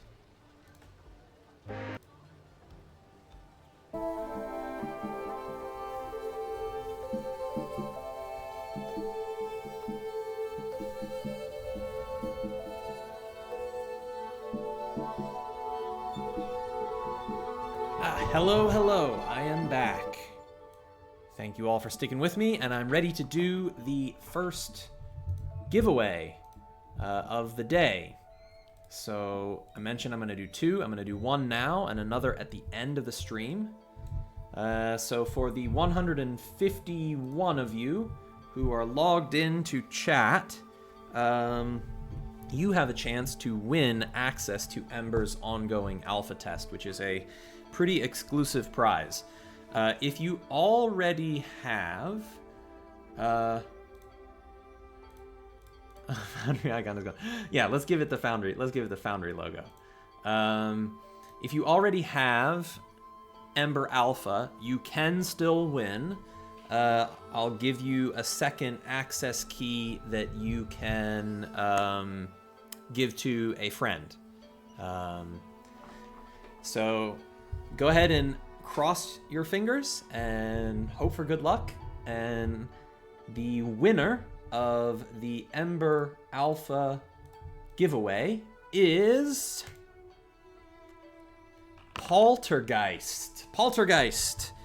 Congratulations, Poltergeist. If you are here, if you are interested, you get access to Ember's ongoing alpha. I see a woohoo, so we've got an excited and grateful winner, it looks like. I will hook you up with both a access key as well as we can get you access to the Discord alpha test channel if you are a Discord user. So what you'll need to do is send me a DM on Twitch and give me your Foundry username, your foundryvtt.com account username. And you can also give me your Discord username if you're a Discord user as well. And that way we can reach out to you there or get you access to the alpha test Discord channel. So congratulations, Poltergeist. I'll do another giveaway. I'll re-pull the list of viewers, so if you come late or if you didn't make it into the table this time, you can be eligible for the next one. So I'll do another giveaway at the end of the stream in probably about an hour and a half from now. Okay, so don't go anywhere. Buckle up. We got more to talk about for Ember because what I've done over the break is I switched over to a Crucible world. So this is no longer running in D&D. This is now Ember in Crucible. And let's talk about the Crucible system. It is very early in development, but it is very cool, and it's coming along. It's coming together very fast. I'm going to showcase some things it does, some things it will do. We're going to have a grand time. So let's put this back to default. If you install Crucible and you install Ember and you activate Ember in Crucible, there is a similar sort of adventure you can import, although it doesn't have any of the quests or actors or items or stuff yet. It's just very basic, like the journals, the world map, things like that.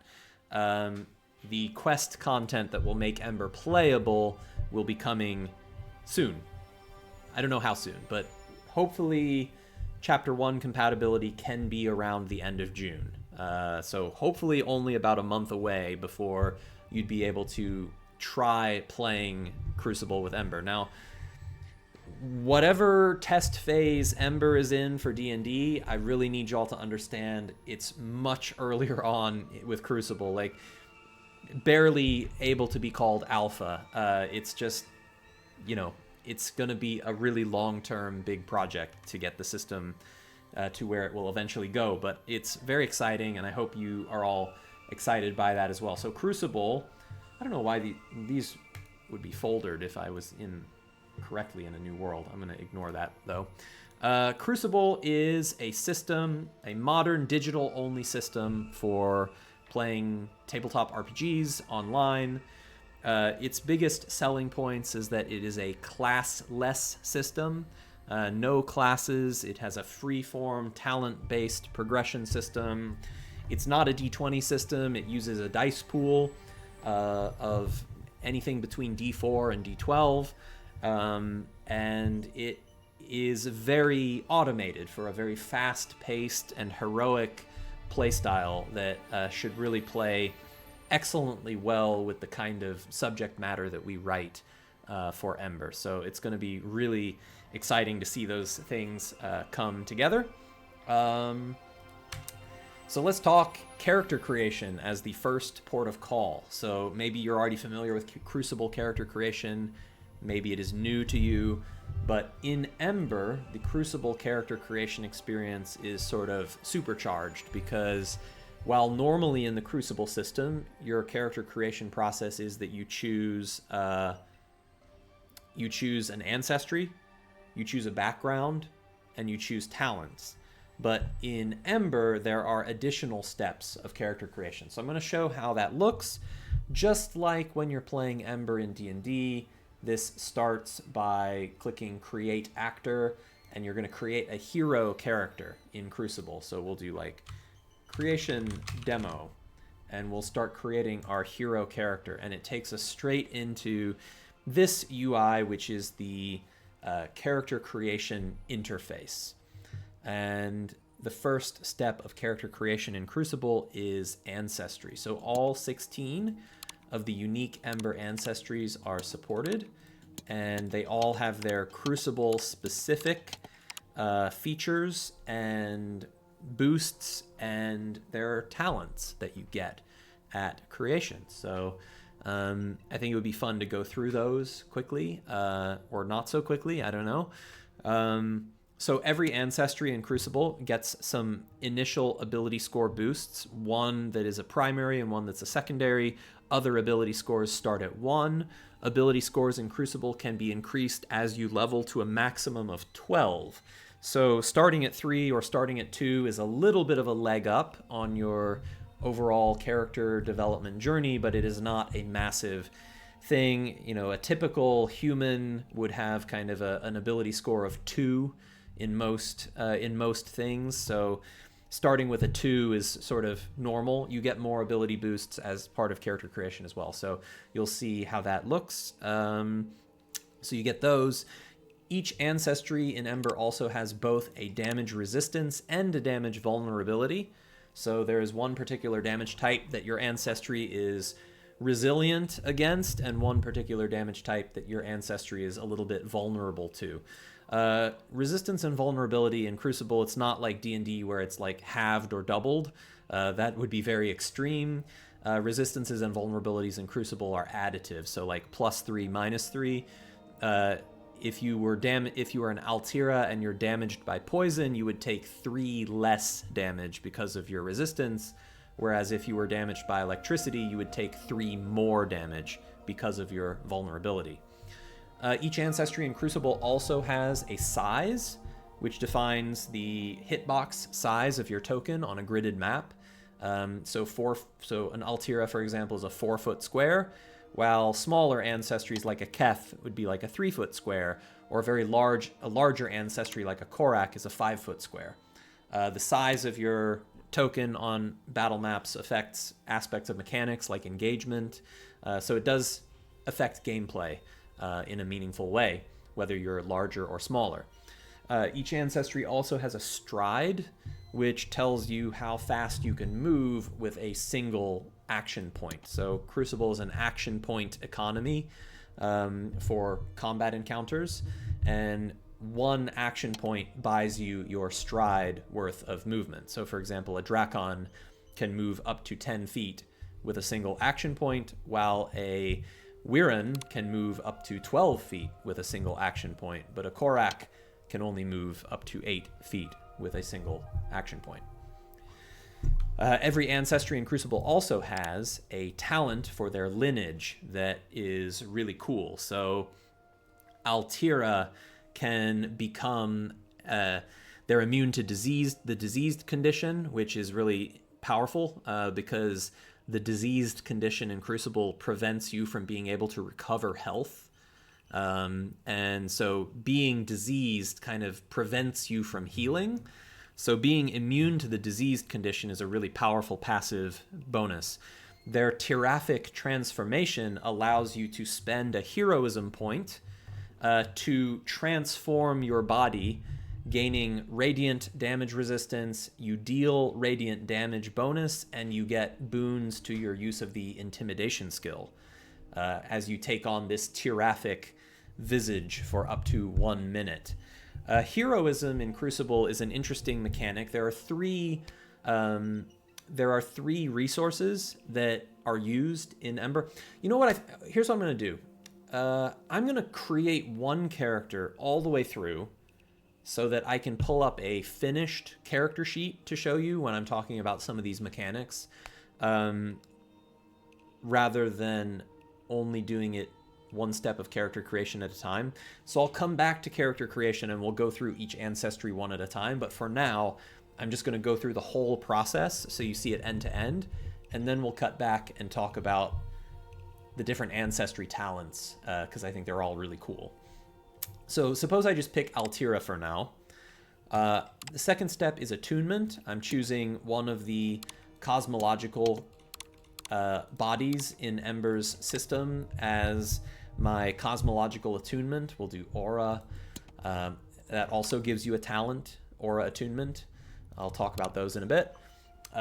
Choosing my culture will be Cassilian, also talents and, a cultural background for your character. Next up is your path. So you're going to choose the path that you start with, and that describes kind of some aspects of your background, your backstory. Will be a Sky Wanderer. That sounds fun. I'll go with this one. And then, oh, interesting. I need to rebuild.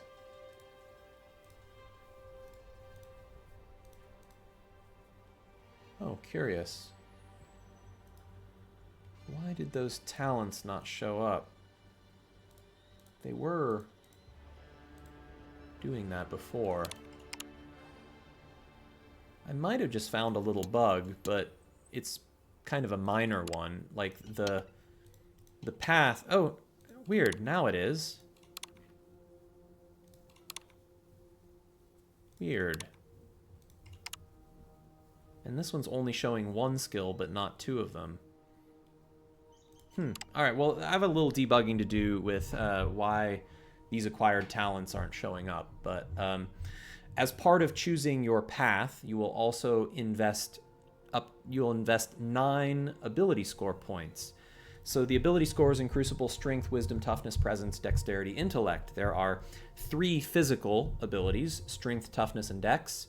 There are 3 mental ability scores: Wisdom, Presence, and Intellect. There are 2 potency scores, which are Strength and Wisdom. There are 2 resilience scores: Toughness and Presence. And there are 2 quickness scores: Dexterity and Intellect. So, for example, Intellect represents your mental quickness, your how facile or how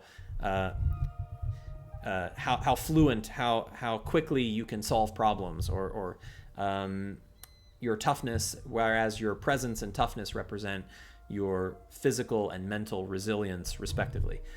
So I'm just going to put 3s across the board for now, have like a perfectly balanced character at creation. Now, I mentioned like 2 is kind of like a typical human score. So you're a hero, so you're not typical. The premise in Crucible is everyone's a hero, so you're not a peasant. Yeah, we put our ability scores in.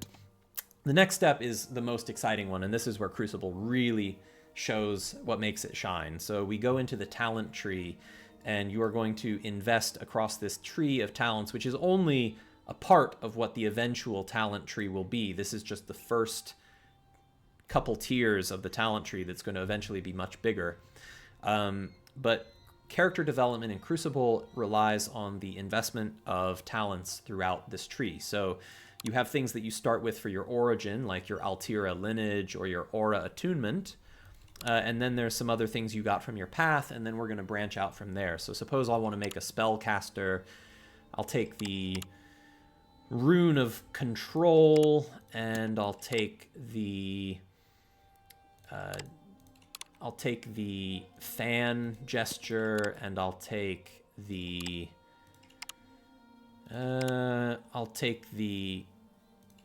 ray gesture also. So I'm going to start building a sort of spellcaster character here. The last step of character creation in Crucible plus Ember, this one is also unique to Ember, is configuring your token using the Ember top-down token maker. So I'll just hit randomize a few more times and we'll go with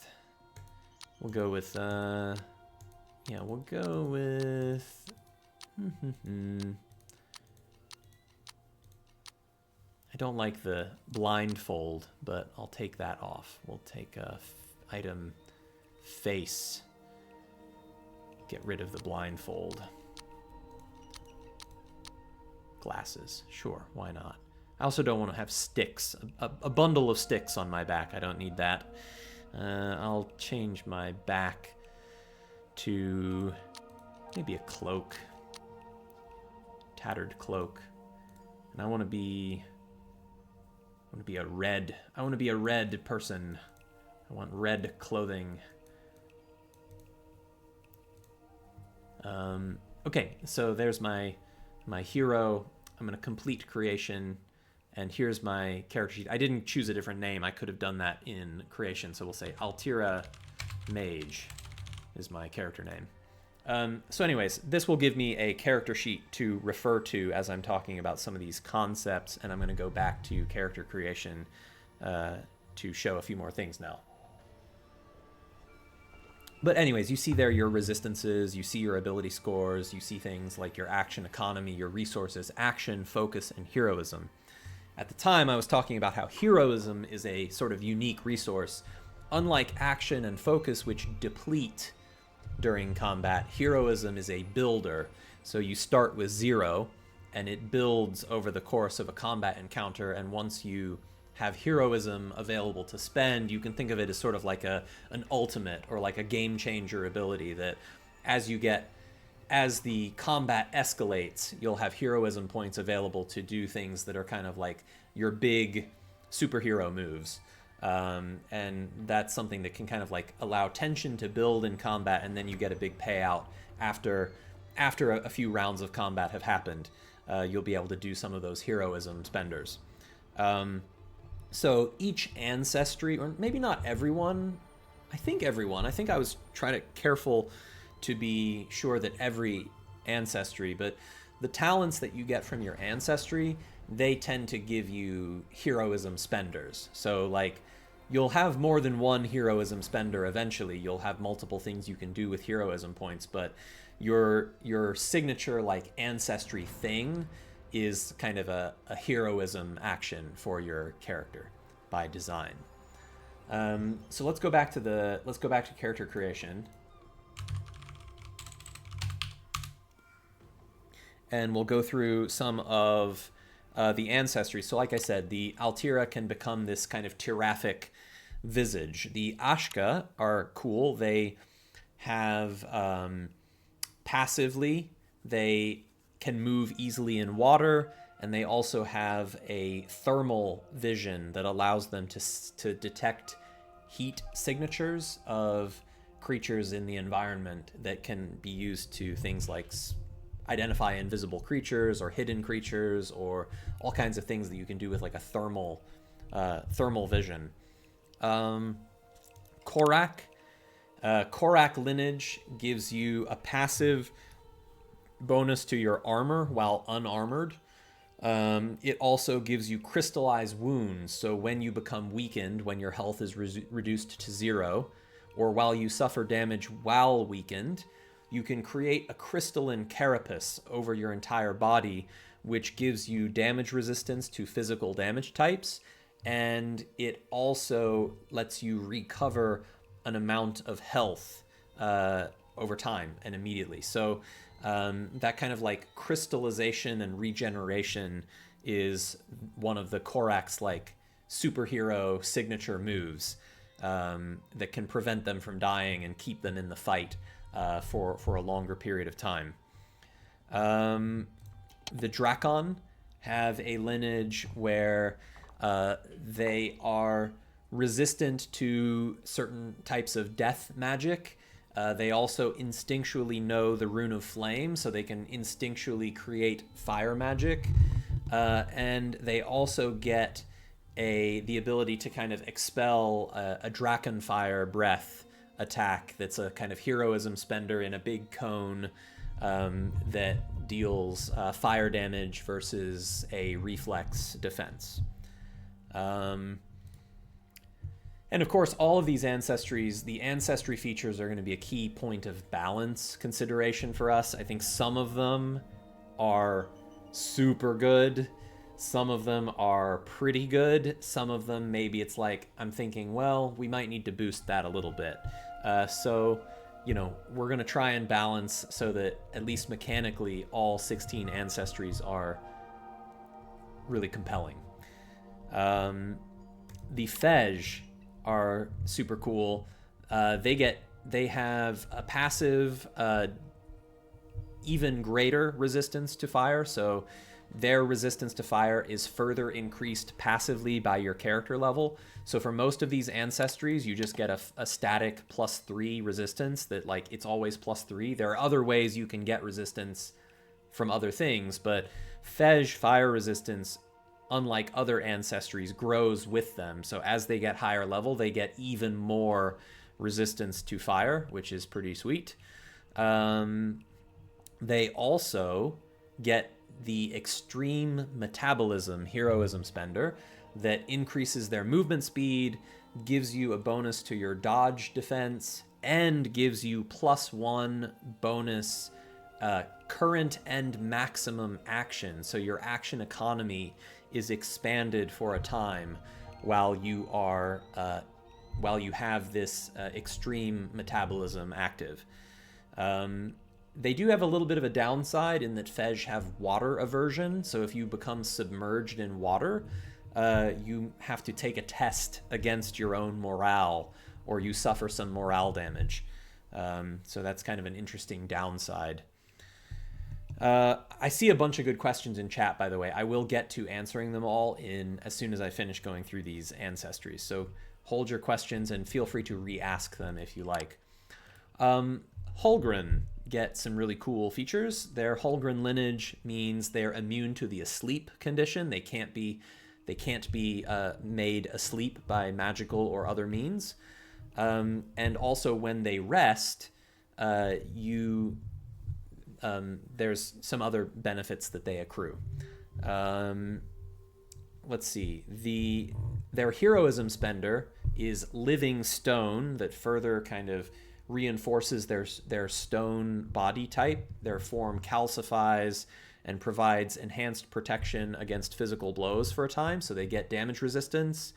It does slow down their movement speed while they're in this like stone form, but they become immune to the prone condition, and you cannot be involuntarily moved.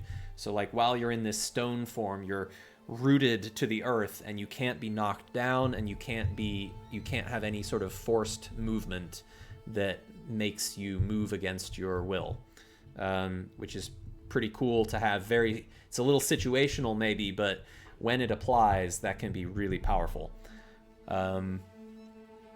Humans in Ember, they get a passive bonus to use of reactions. So the main like human thing that's very cool is that they're better at taking reactions than other ancestries. So you automatically gain +1 boon to any reaction that spends focus.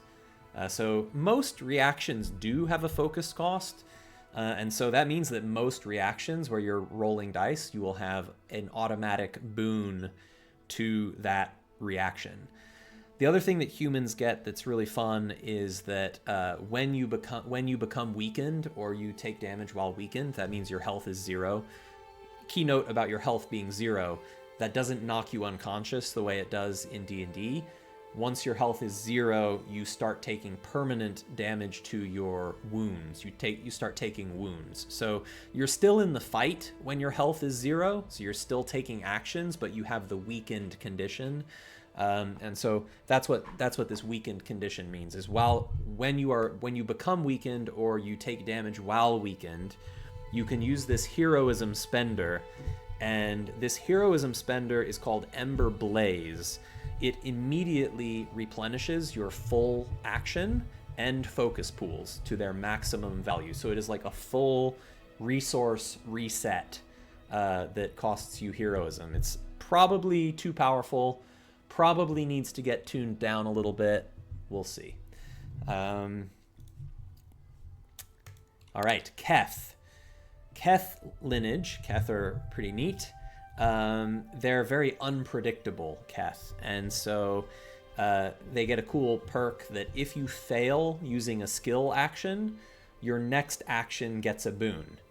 If you miss on an attack, your next action gets a boon.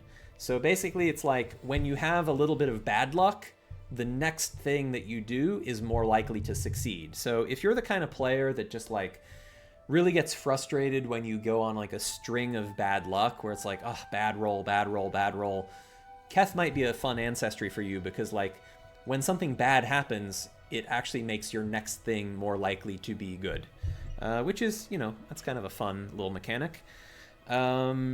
Their heroism spender is a sudden bite.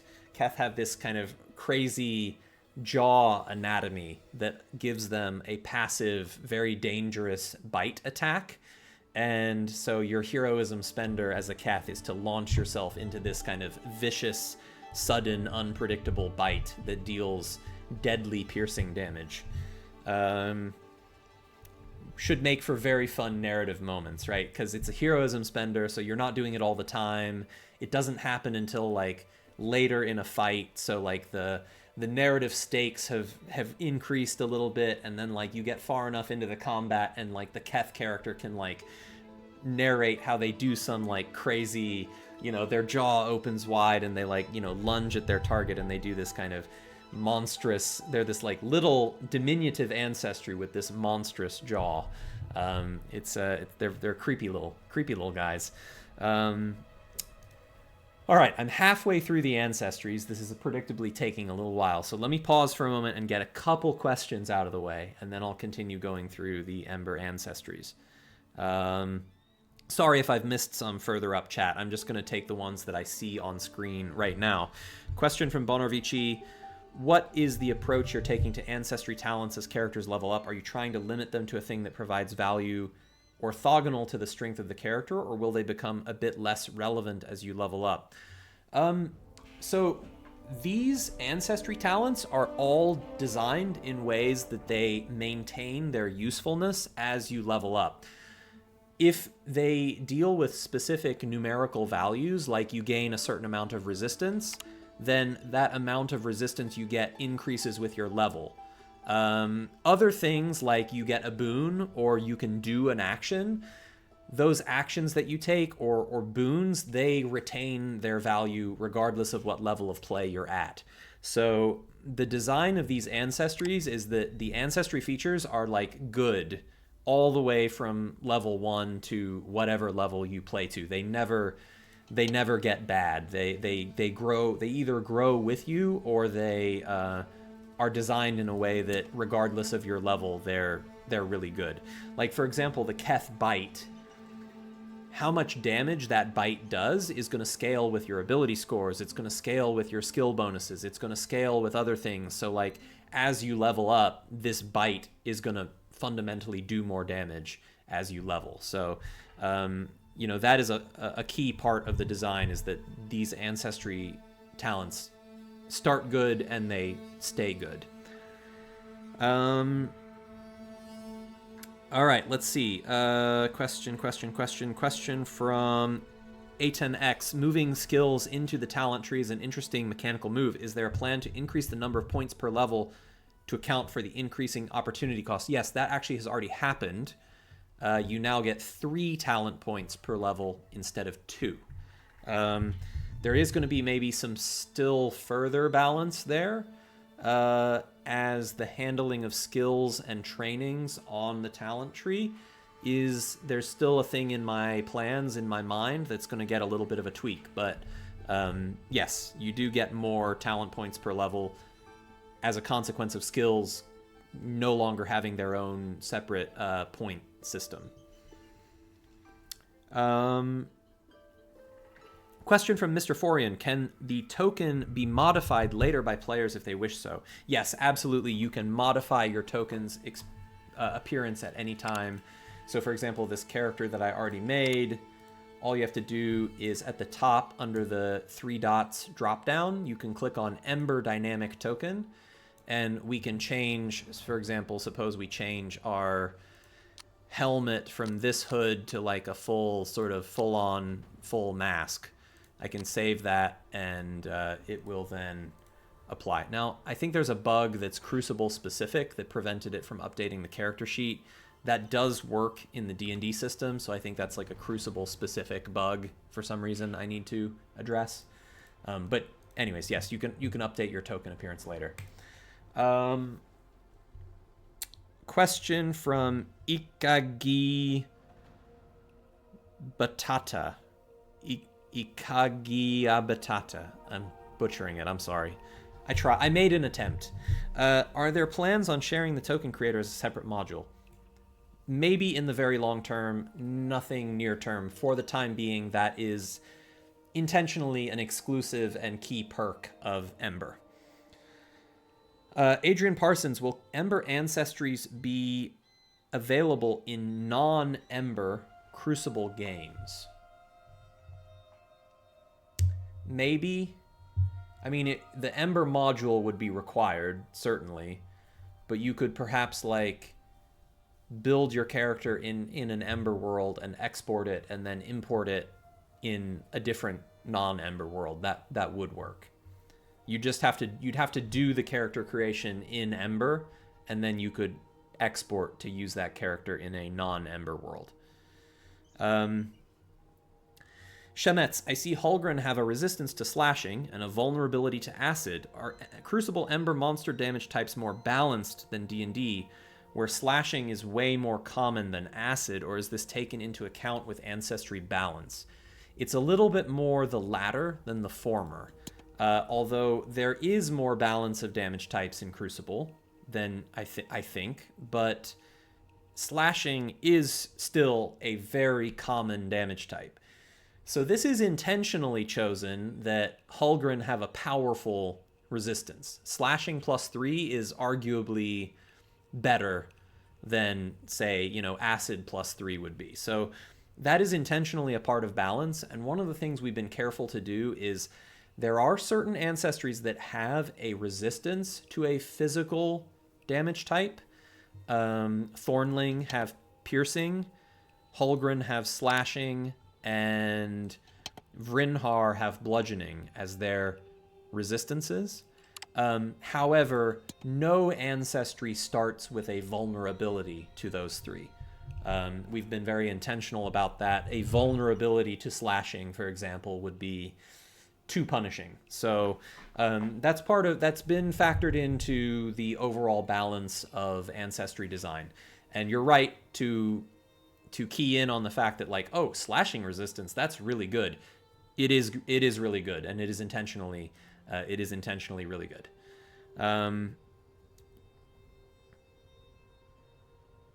Vermilion says, I remember seeing an Aster Ancestry. Yeah, Aster aren't ready yet. That's true for both D&D and Crucible. Aster aren't an option yet, but Aster will be an option.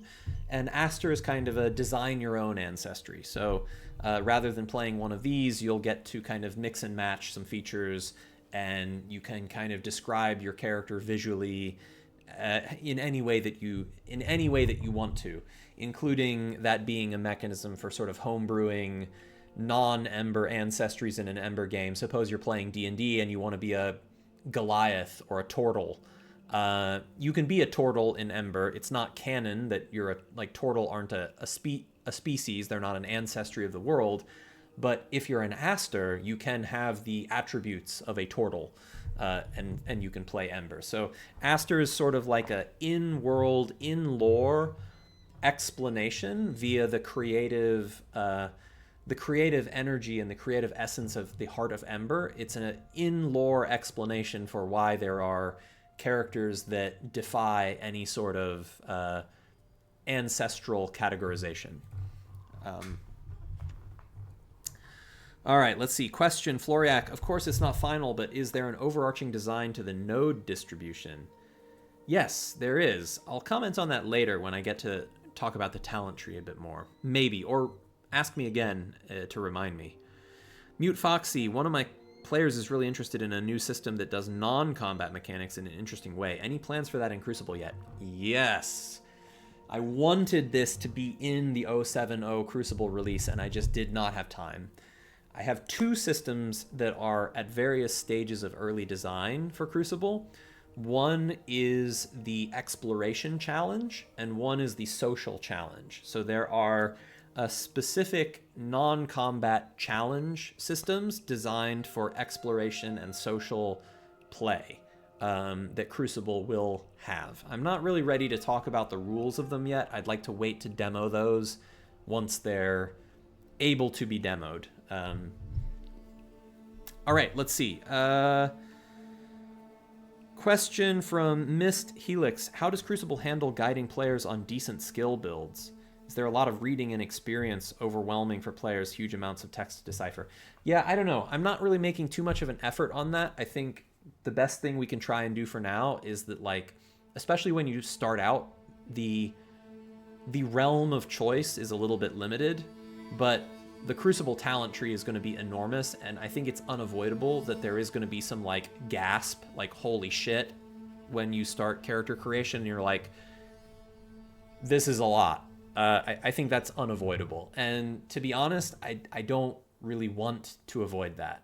That, in my mind, that's kind of the strength of the system, and I want to lean into it. And obviously I want to make it not have it be impossible for you to get started, but I want the talent system to be so rich that there is this oh my gosh, I'm going to be theory crafting this character build for hours. That would be satisfying to me if people were doing that. Okay, let me skip ahead to current, and let's talk about the other ancestries. All right, we talked about human, Keth, Kiska. The Kiska ancestry. The Kiska instinctually know the rune of shadow, and they can use it for spellcraft, so they automatically get one of the spellcraft runes for free. They also automatically get +2 boons to any usage of the stealth skill. Additionally, Kiska's heroism spender is called Nimble Leap. And Nimble Leap is something that a Kiska can do as a special movement action that is a supercharged, sort of supernatural kind of hero jump, where they can move up to 3 times their stride, which is already 12. Kiska have a fast stride to begin with. So a Kiska can occasionally, through a burst of heroism, a Kiska can jump 36 feet, up to 36 feet. And movement made in this way is so sudden that it affords no opportunity for disengagement attacks. Disengagement is kind of like Crucible's version of opportunity attacks, although disengagement means more than just OA. Disengagement has other mechanics related to it. And so Kiska, if you're stuck in a combat you don't want to be stuck in and you have a heroism point, you can jump out of that combat, or you could jump into combat using this leap. They're very mobile. It's a very mobility-focused heroism spender. Kivar lineage, they get a passive bonus to their fortitude and their resistance defenses, which is very powerful because those magic defenses are used for a lot of things. So bonuses to both fortitude and willpower makes Kivar just passively a very defensive, strong defensive ancestry. Kivar also get a very cool feature called Regulated Rhythm. You engage your supernatural ability to harmonize your mind and your body. You enter a trance-like state which provides the following benefits on the start of your turn. You gain +1 focus every turn. If your morale is higher than your health, you transfer some of your morale to heal your health. And vice versa, if your health is higher than your morale, you transfer some of your health to restore some of your morale. So this Kivar ability allows them to regulate their resource pools so that if you're at risk of fully losing one, you can draw on the other pool to heal yourself, which is, I think, pretty cool.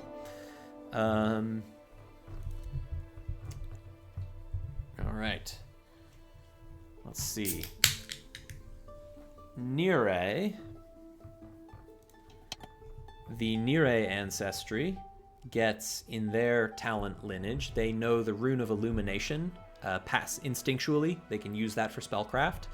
They also have these iridescent birthmarks all over their skin, which gives you an instinctual ability to redirect or reduce the damage from hostile magic. So spell attacks against a Nire automatically suffer +2 Banes, which is pretty powerful. They are sort of magic resistant or repellent.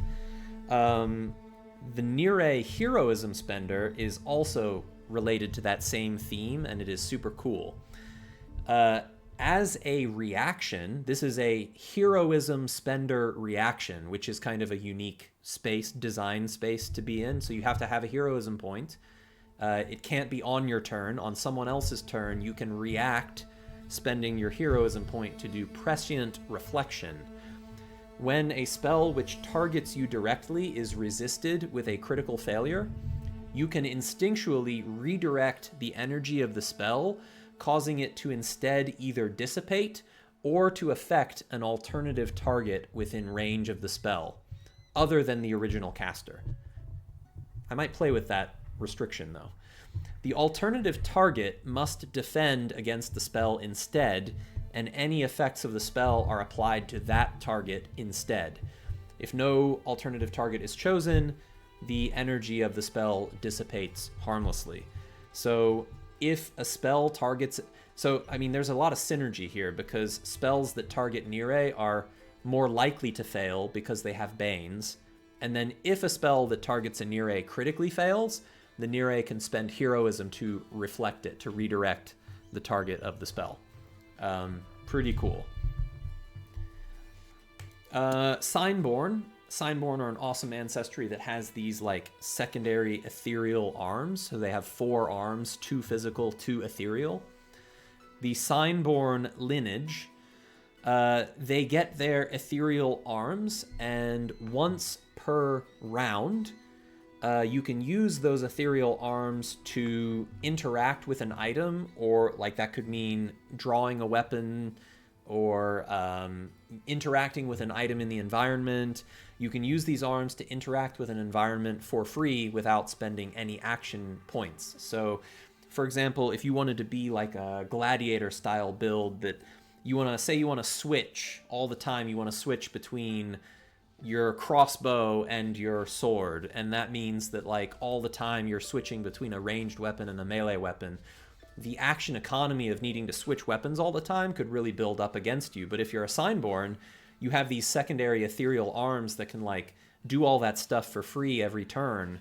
And so there's all kinds of ways that if you are clever, if you're an ingenuitive player, you'll find ways in the system to use this like free object, free interaction each turn in a powerful way.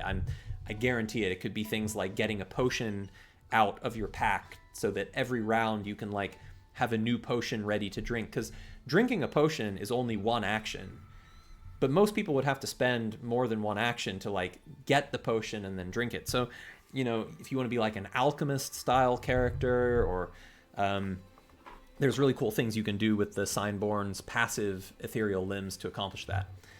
The other thing that Signborn have that's their heroism spender is they get a unique meta magic inflection that you can't get any other way on the tree. Any spell that you cast, you can optionally imbue it with a meta magic inflection, and Signborn have an inflection that is only for them. No one else gets this inflection. It is called Glyph Speak, and a spell that is augmented with Glyph Speak costs 1 heroism to cast. So what could normally be a relatively cheap spell to cast becomes much more expensive to cast. However, it reduces the action cost of casting that spell by 2. So you can cast like a really big spell using Glyph Speak by spending heroism instead of action. Very powerful trait. Okay, next up is the Thornling.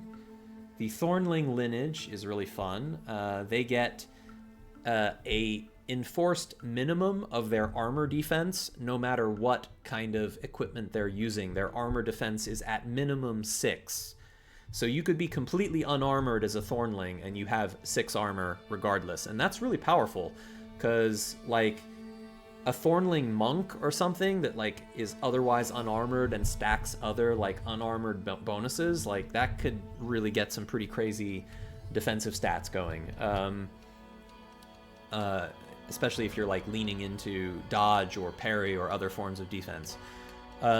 Also, damage taken from falling is halved before other resistances apply. So that's also pretty cool, especially in a game like Ember where we design our maps with a lot of verticality to them. The Thornling heroism spender is called Thornbark, and when you're targeted by a melee attack, you can spend your reaction, which costs heroism in this case, to extrude thorny barbs from your body. Melee attacks which hit or glance you wound the attacker in retaliation, up with a damage amount equal to your toughness score, and any attempt to grapple or push you suffers 2 banes. And that reaction happens before the attack that triggered it is resolved. So you can sprout those thorns and deal damage to the attack that triggered this reaction. So that's pretty cool.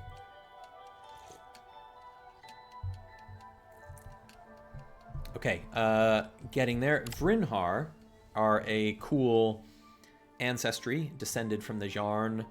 Largely live on the continent of Okengard, but you can find Vrinhar everywhere.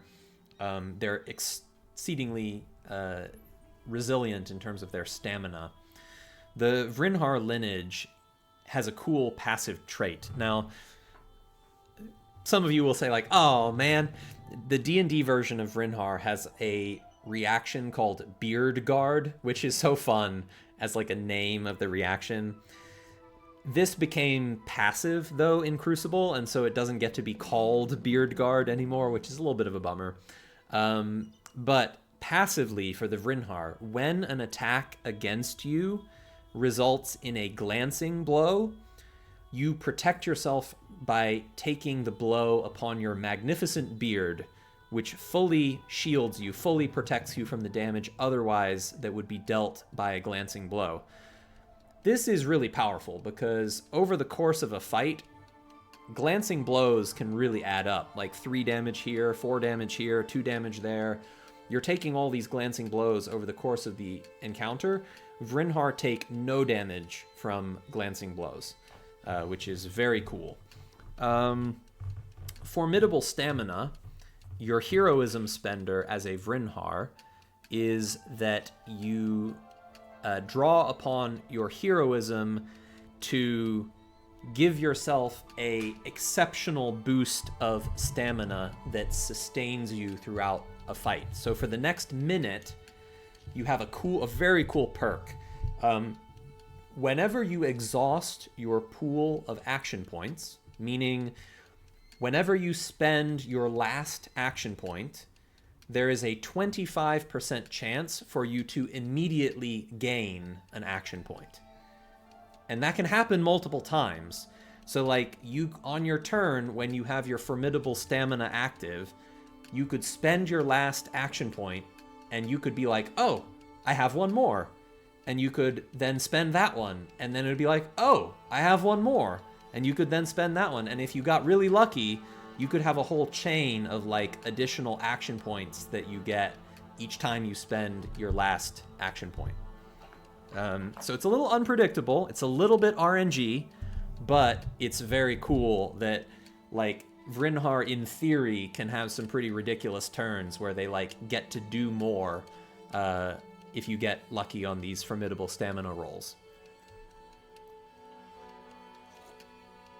Yeah, the I could do this all day talent, exactly. That's exactly the vibe we want to lean into with Vrinhar. And this was like a moment of this was a moment of inspiration when I came up with this incarnation of the talent. I was like putting these together the other day and I was like, how am I going to do the heroism spender for the Vrinhar and have it be really cool? I'm really happy with what I've come up with here. I mean, it's going to require playtesting, but yeah, I'm excited about formidable stamina. I think it's really good. All right, Wirren. The Wirren ancestry, they are kind of cunning, predatorial hunters. The Wirren lineage gives you the following bonuses. You are immune to the effects of extreme cold. Your vision is not impaired by mist, fog, snow, or other atmospheric effects. That one, I might look for a way to make Wirren a little bit more powerful. I think a good way to handle it would be to make them a little bit like the analog of the Fej, where their cold resistance scales with their level instead of being static. I think Wirren might need a little boost. But the implacable hunter, that is their heroism spender, you designate one creature you can see as your quarry. You gain +2 boons to any awareness or wilderness roll, which pertains to identifying your quarry's location. When you move closer to your quarry on your turn, you gain +2 boons to the next attack roll that you make against that target. This one, actually, the mechanical implementation changed a little bit, that it doesn't actually require you to move closer. So that is something I need to correct the text to align with the math.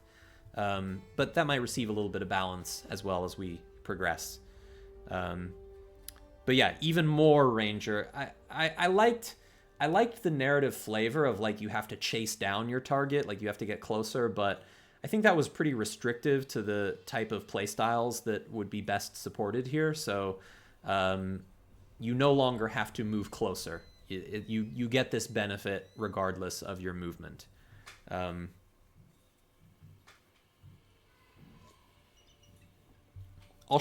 been talking a lot about boons and banes. Some of you watching might not necessarily know how boons and banes work, so I'll give an example of that in just a second. The last ancestry is Zeph, and they are a sort of wind folk. Their tooltip is long because they get 3 different things they can do instead of just one. Zeph instinctually know the Rune of Spirit, then they can use it for spellcraft. The Zeph's mask represents their corporeal form for the purposes of spells that require a corporeal body. The inscrutable nature of your mask makes reading your intentions difficult during social challenges. Awareness checks to read your motives suffer +2 banes. There's probably going to be social challenge integrations for some of these other ancestries as well. This was like a prototype. Their heroism spender actions, they get a choice between inscrutable visage, menacing visage, or beguiling visage. So Zeph can use their heroism to assume one of these three visage options. An inscrutable visage gives you +2 boons to deception, use of the deception skill, and your reflex defense increases by +2. A menacing visage, you get +2 boons to use of the intimidation skill, and your fortitude defense increases by +2. Beguiling visage gives you +2 boons to use of the persuasion skill, and your willpower defense increases by +2. So this is cool that you have a choice, because like each combat you can think about, what am I fighting against during this combat, and like what sorts of actions are they taking? Are they targeting my reflex? Are they targeting fortitude? Are they targeting willpower? You can use this to tailor your own defenses to be well suited to the type of encounter that is currently happening. Or you can use it to kind of supercharge your ability to do something like a bluff or a fainting strike or an intimidation check in combat.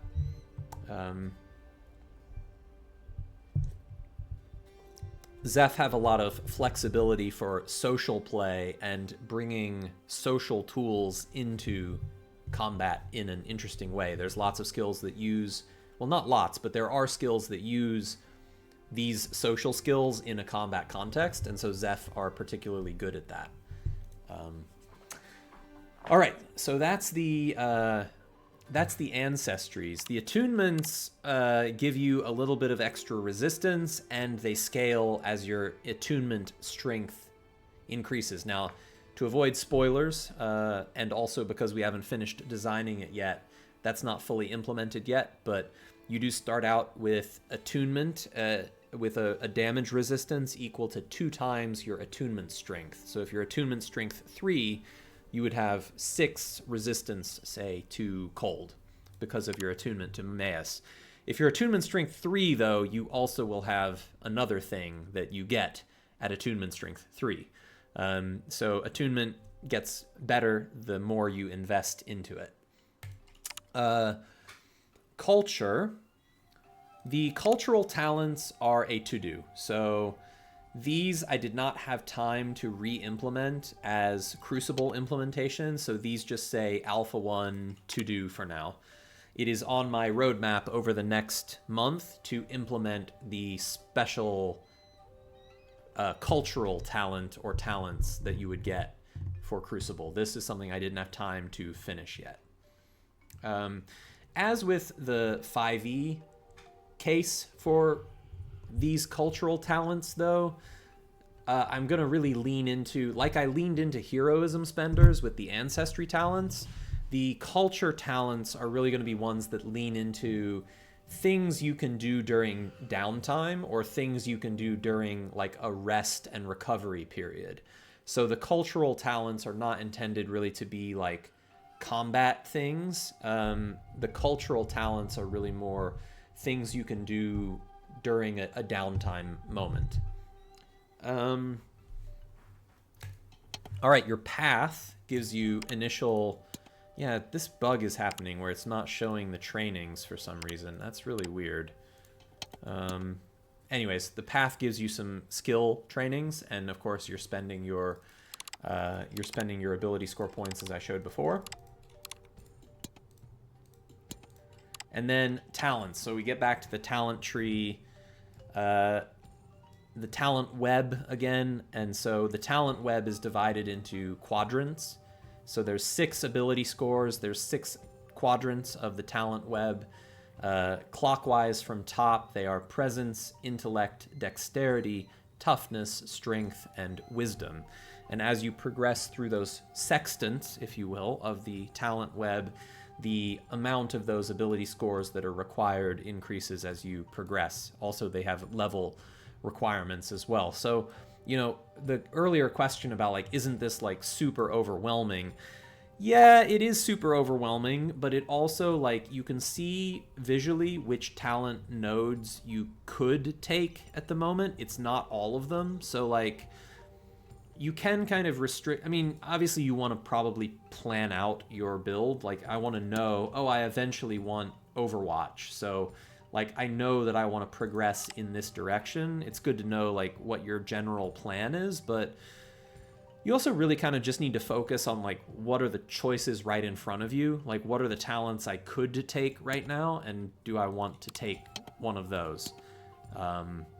So Zeph are cool spellcasters, so maybe I'll take some spellcasting talents here, like Kinesis and Influence. Kinetic Influence is a good spell. And then maybe take also Ray, so I have some AoE. And then I'll design my token. Alright, so now I've got a second character to play with. Alright, so now let's talk about some of the other mechanics of Crucible. So in what you can import into Ember right now, you don't get all the maps and stuff. I have them because this is like a dev world, but let's pop into an area map and let's see. Maybe I'll do Rustvar Valleys.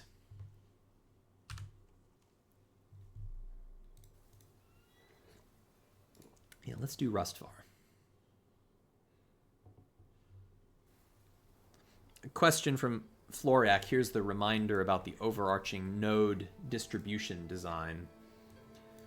Yeah, so I talked a little bit about that because the configuration of the talent tree has those different sextants. Interesting. Is that maybe another bug?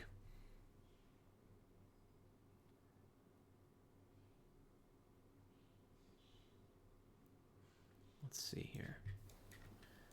Hashtag alpha, or pre-alpha, if you will. Yeah, there we go. Nothing a refresh doesn't fix. Yeah, so the sextants of the tree, that is true, and then also the distribution of nodes. So dexterity has a lot of, like, these are like ranged nodes where ranged attacks are found. These are melee nodes where melee attacks are found. So dexterity has like more ranged and melee nodes. Dexterity also has a few more like movement nodes than other places. Whereas like intellect has like spellcraft, a little bit more like spellcraft and magic nodes, utility nodes. Toughness has like more defense nodes, but also some melee, some utility, little bit of spellcraft. Strength has a lot of melee nodes in the strength section of the tree, but also a little bit of spellcraft, a little bit of utility. So like there are some like themes that are reinforced based on the distribution of node types. Wisdom has some healing nodes, has some spellcraft nodes, a little bit of defense. Presence has a little bit of everything, defense, spellcraft, utility. So yeah, there's a little bit of like thought behind, like if you want to play like a crossbow or a bow wielding ranger type, you kind of are gonna want to progress in the dexterity sextant of the tree. Or if you want to be like a tanky guy with a shield and a one-handed melee weapon, you kind of want to be in the strength toughness section of the tree. So the location of nodes is really kind of thoughtfully done to make those sort of logical conclusions make sense and generally work pretty well. Here you're seeing in the map, when we place our characters down, you notice that Crucible has a microgrid.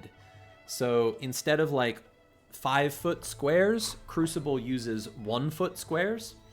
And the 1-foot squares allow a lot of granularity of movement. So it gives you more of like a continuous distance that you can move. So for example, this Zeph character has a stride of 10.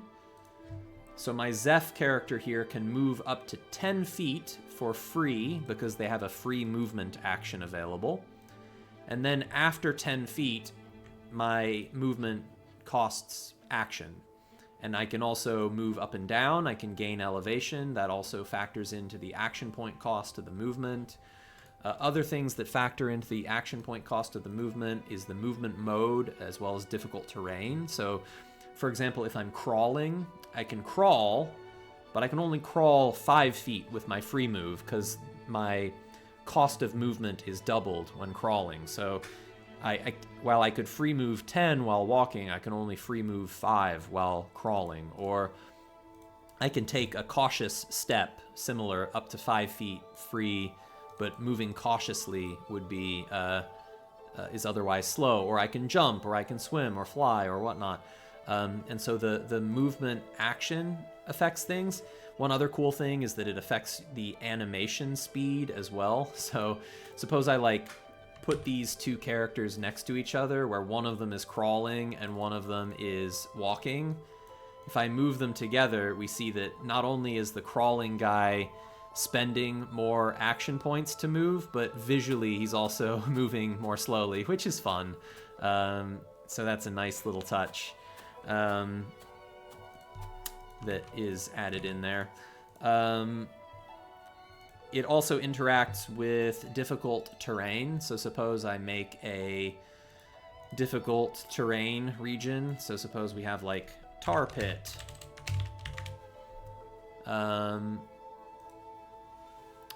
Let's see, always. Oh, I need to add a shape. Interesting, like why is that not visible?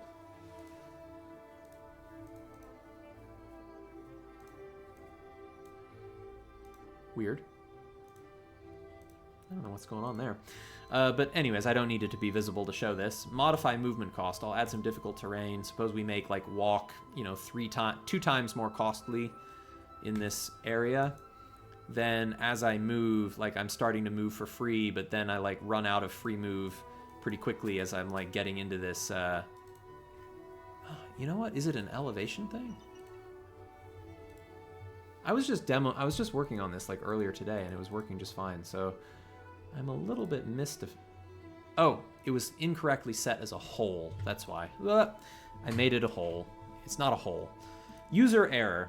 Okay, now that I've got my tar pit correctly configured, we see like if I'm not in the tar pit, I can move 10 feet with my free movement. But if I am in the tar pit, then 10 feet costs me action, and I visually can move a little bit more slowly when I'm in there as well.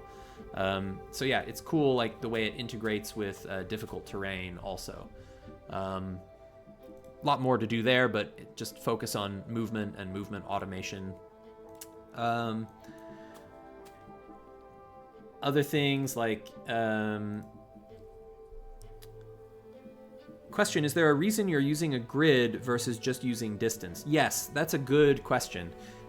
This was an important trade-off, and I did initially prototype a system that was fully gridless. Now, the reason I didn't like that, and I eventually decided to go with this 1-foot subgrid, is the 1-foot subgrid makes it a lot cleaner to rule certain mechanics.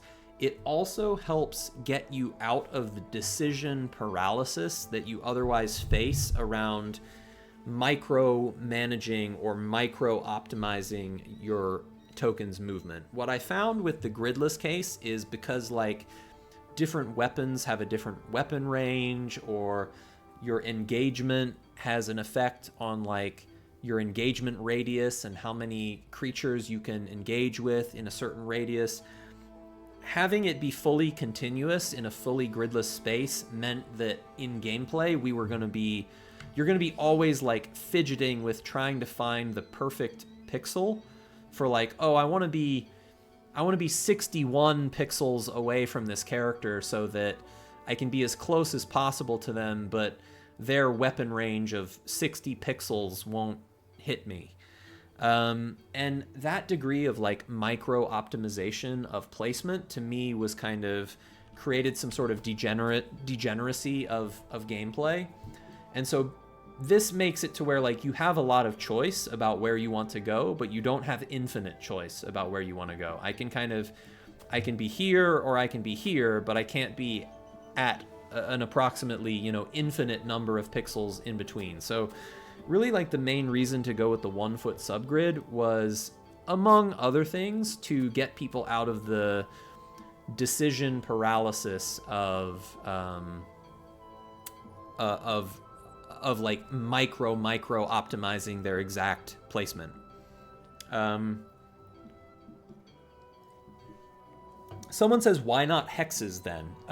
I also significantly considered doing hexes for Ember, however, or for Crucible. However, there was one defining reason why, as much as I love hexes, it was not something I wanted to do. And the reason for that is, while I love hexes for region map exploration, and as you know, Ember's game region uses hexes, I do not like hexes for battle maps, for dungeon exploration, because simply I can't walk straight down the hallway. If you're playing in hexes and you try and walk down a straight hallway of a dungeon, you're gonna zigzag back and forth, and that drives me nuts, especially when it comes with systems like wall collision, dynamic vision, lighting. If you're zigzagging back and forth and you're like clipping into the wall and out of the wall, and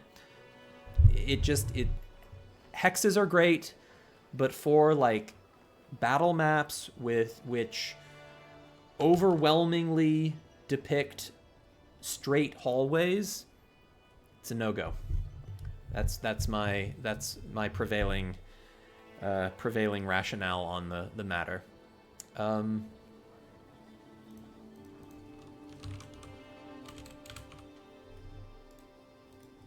Okay, so someone was asking about, like, has adversary creation changed a lot in Crucible? A little bit. So let me show you, like, sort of what the process is going to be like over the coming month and beyond, as I'm converting Ember content to Crucible content.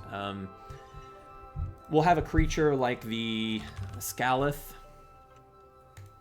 and I have some tooling in place so that, like, I can start from whatever information the D&D system has about the creature. Like, I keep its biography, I keep its, you know, public and private info, I keep its token, I keep a record of whatever items it has, but I do need to convert this creature to be a Crucible creature. So, like, these were placeholder weapons that ported over from D&D, so they're not real Crucible implementation. So, like, what are some things I would need to do to make this creature playable in Crucible?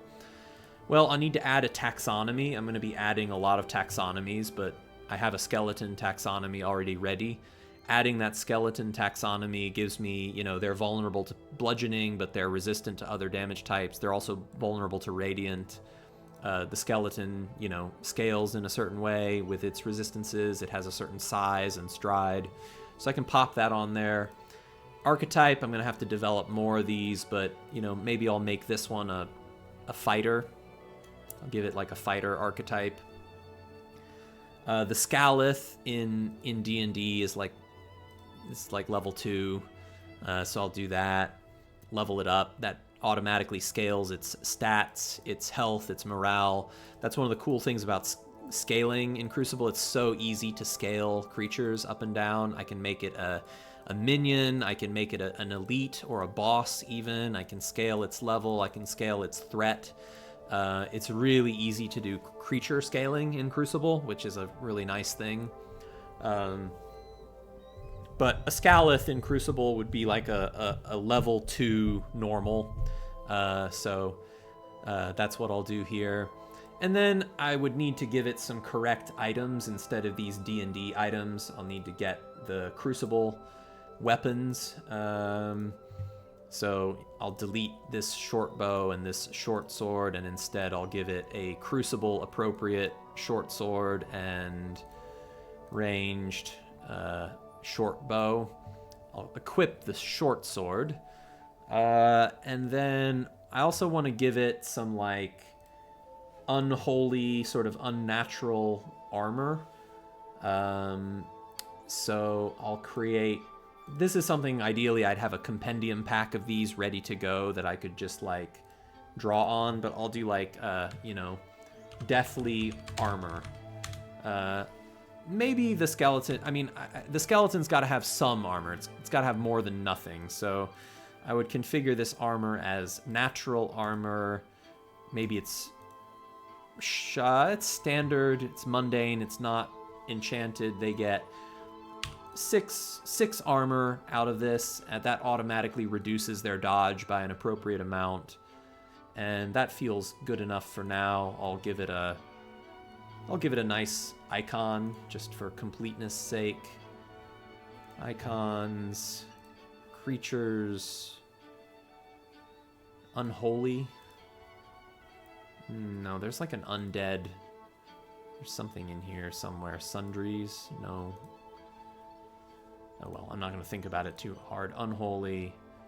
We'll give him a... I was looking for something that would be like skeleton armor, but, you know, whatever. I'm striking out here, so we'll just pick this kind of creepy green shield.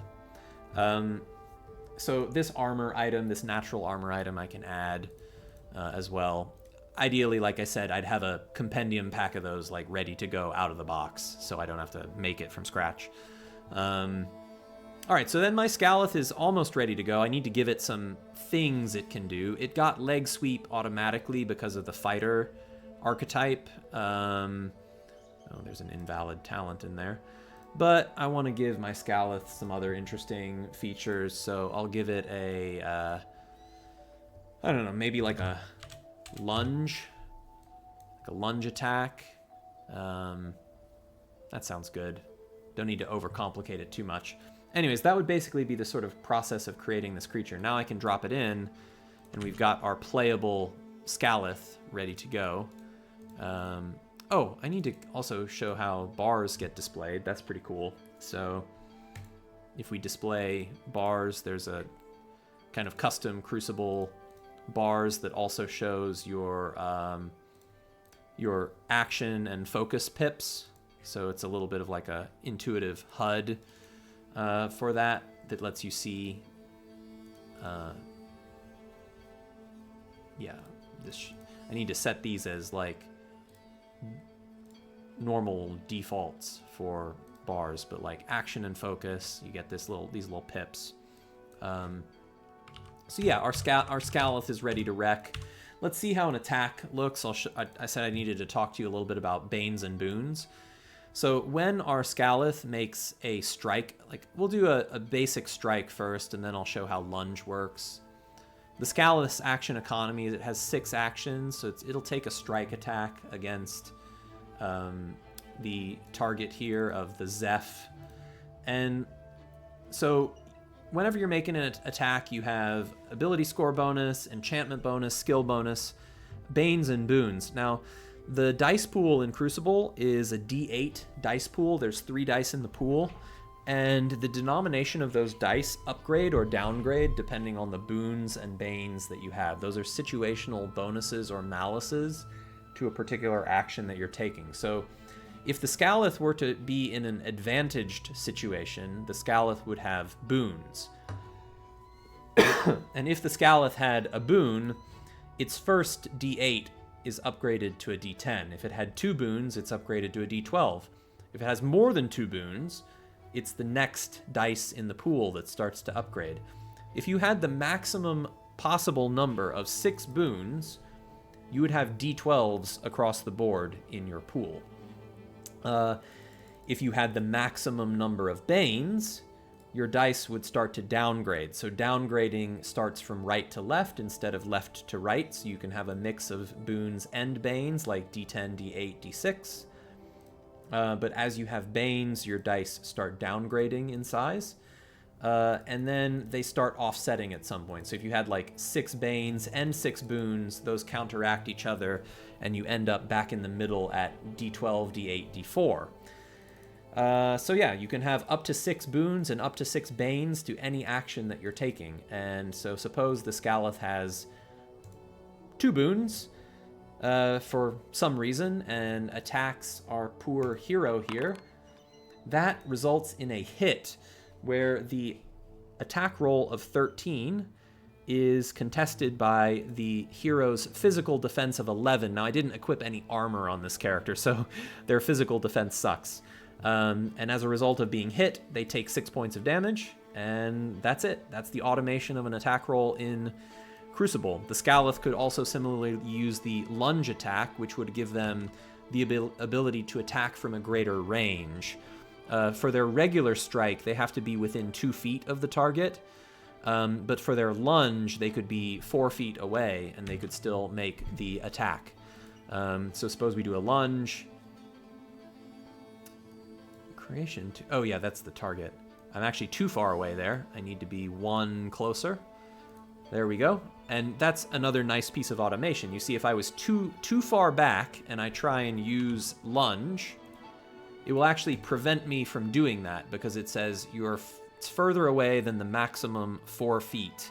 So I need to move closer. And it shows me that I'm out of range when I try and do that. Like my regular strike is out of range, but my lunge is in range. Lunge is a difficult maneuver though, so it suffers a bane to the attack. We'll try it anyways. And it's another hit, 6 more damage. And you notice that it automatically deducts the action, it automatically deducts health, 1 more lunge, another hit, 8 health. This guy's getting shredded because he has no armor on. So that's sort of, for those of you who are wondering, like, oh my gosh, is my character going to be that squishy?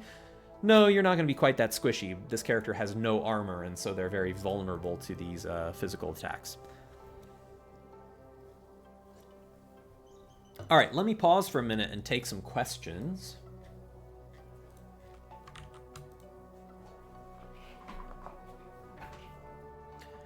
Also, I suppose I should turn on Dice So Nice and the Ember lunar dice so that I didn't do it in this particular world. So I should use, as I'm demoing the Crucible dice pool system, I should use it as an example, as an opportunity to demo the Ember lunar dice, which are now available to be purchased from the Foundry VTT marketplace. Let's go with the Aura set. So yeah, suppose my Zeph character wants to attack back against this Scaleth. Oh, this combat is long-lived. Let's start a new combat encounter.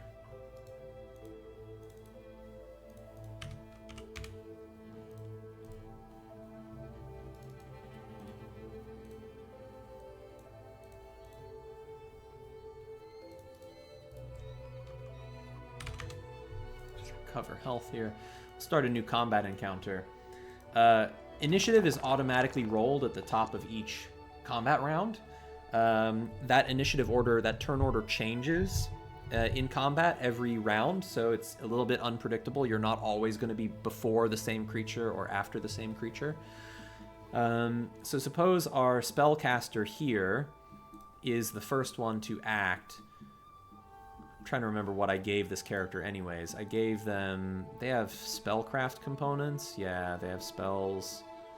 Let's look at the grimoire. They have touch, fan, ray, spell of control. Alright, so yeah, suppose we want to use a spell. I could use some movement. On my turn, I could then use the cast spell action, which I'll mark as a favorite. We'll change it to be a ray, and when I'm doing a ray attack, it prompts me to place a template for where that ray affects. So I will do my ray beam of control on top of this Scaleth. I don't have any meta magic to do, so I'll go ahead and roll my my ray of control, but my ray of control is resisted by the Scaleth's willpower. Bad luck. That cost me action and focus, so I'm not gonna... I'll just defend with my remaining action on my turn. Alright, next turn, let's see if I can show some other spellcraft. This guy, the Zeph, also was sort of a spellcaster, got touch, influence, and ray of kinesis. Let me show you kinetic influence, because it's pretty baller. So, like, I could do my free movement action. I'll pin some things as favorites. We'll say move's a favorite. Reactive strike is favorite. Oh, wait, not react. Cast a spell is favorite.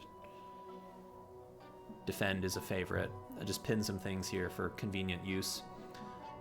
So we'll start by, like, moving, use our free move to get into touch, base to base.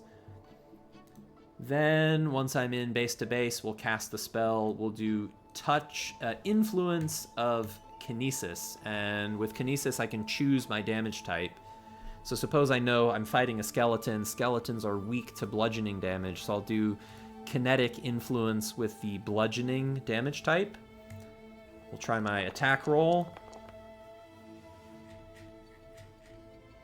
Oh, what happened there? Did I hit a bug? Interesting. I think I hit a bug.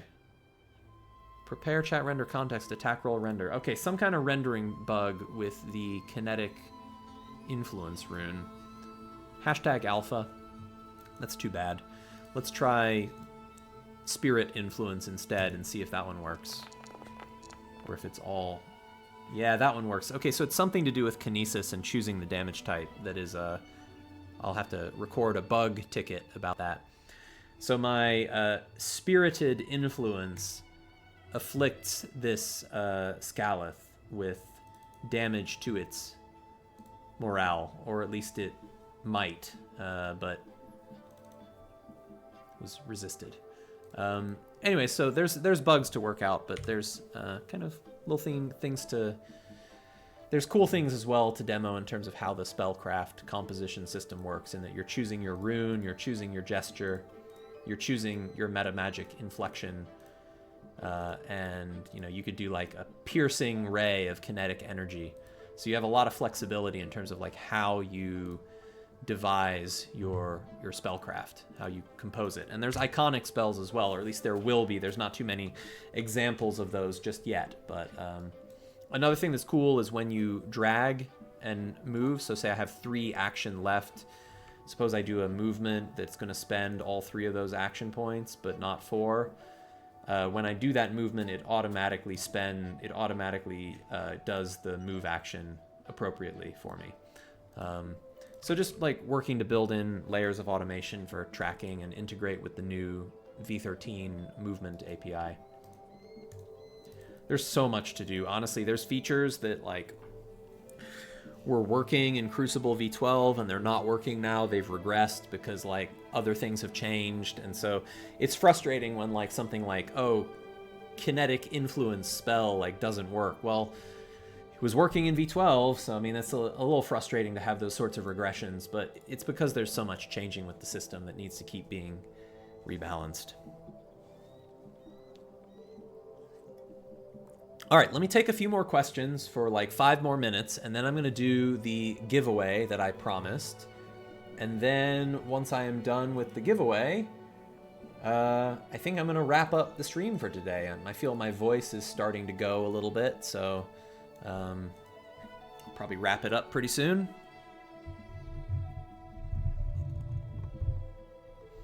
Question from Kaisami. Would there be an option to disable free movement to make combat more tactical like PF2E does? Well, so I object a little bit to the implication that free movement makes combat less tactical. I don't view it that way, and in fact, I view the free movement as a important tactical part of the action economy. Here's a few reasons why. Firstly, suppose you're locked in combat with some Scaleth, like this. Another really cool thing is showcasing the automatic flanking that you get in Crucible. The automatic flanking condition is really cool. That adds boons to attacks against you. Your degree of flanking is affected by the enemies and allies next to you. If I had an ally here reinforcing me, my flanking condition would go down. So it went down from 1 to 2 when I have an ally helping me. But when the ally leaves me, I'm flanked too. So there's a really cool interaction between enemies and allies in terms of determining your degree of flanked. I'm very proud of that feature. Very proud how that's come together. Anyways, what was I saying? My rationale for why is free movement a tactical thing? Well, firstly, it gives the GM some latitude to employ tactics in combat that make the combat more dynamic and changeable round to round. So if I was the GM or a player, but suppose I'm controlling this particular Scalith, if I don't have a free move, I'm going to be like, well, I've got 6 action points. I can either attack 3 times, which is great, I want to attack, or I can move a little bit and only attack twice. But, we don't want to say, like, you can move anywhere for free. That's ridiculous. But having a free move allows you to do some little adjustments. Like, I can't reach this target right now, but I could do, like, a little repositioning in combat for free. And that would let me attack a different target than this one. That's reason one. I think from that perspective, it can make combat a little bit more tactical, where you get a little bit of small movement for free. It lets you reposition. It makes things like choosing your position to make best use of flanking. It makes it more tactical. Moving around an enemy to get a slightly more beneficial angle doesn't come with the action economy penalty that it otherwise would. Second reason, not everyone gets a free movement. People in particularly heavy armor or bulky equipment don't get a free move, so there are trade-offs. Third reason, there's talent-based ways to spend your free movement on things other than movement. So if you have a free move, there's things on the talent tree that let you exchange that free movement for a free something else. Like, for example, in the toughness quadrant of the tree, if you have a free movement, you can use the defend action instead of moving. Or you can use the free movement on, like, to draw a weapon instead of moving if you have preparedness. So, like, there's ways to make to use the one free movement per round, per turn, as like an extra sort of meta currency that can be spent in particular ways. So anyways, you might not agree. You might say, oh no, the system would be better if there was no free movement, but it's being designed intentionally for there to be the possibility of a free movement per round that not everybody gets, that enhances the way that tactical positioning works without making you feel like you're sacrificing your ability to attack by repositioning slightly.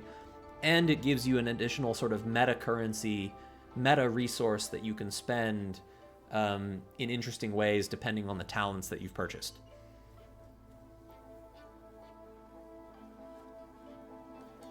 All right, let's see.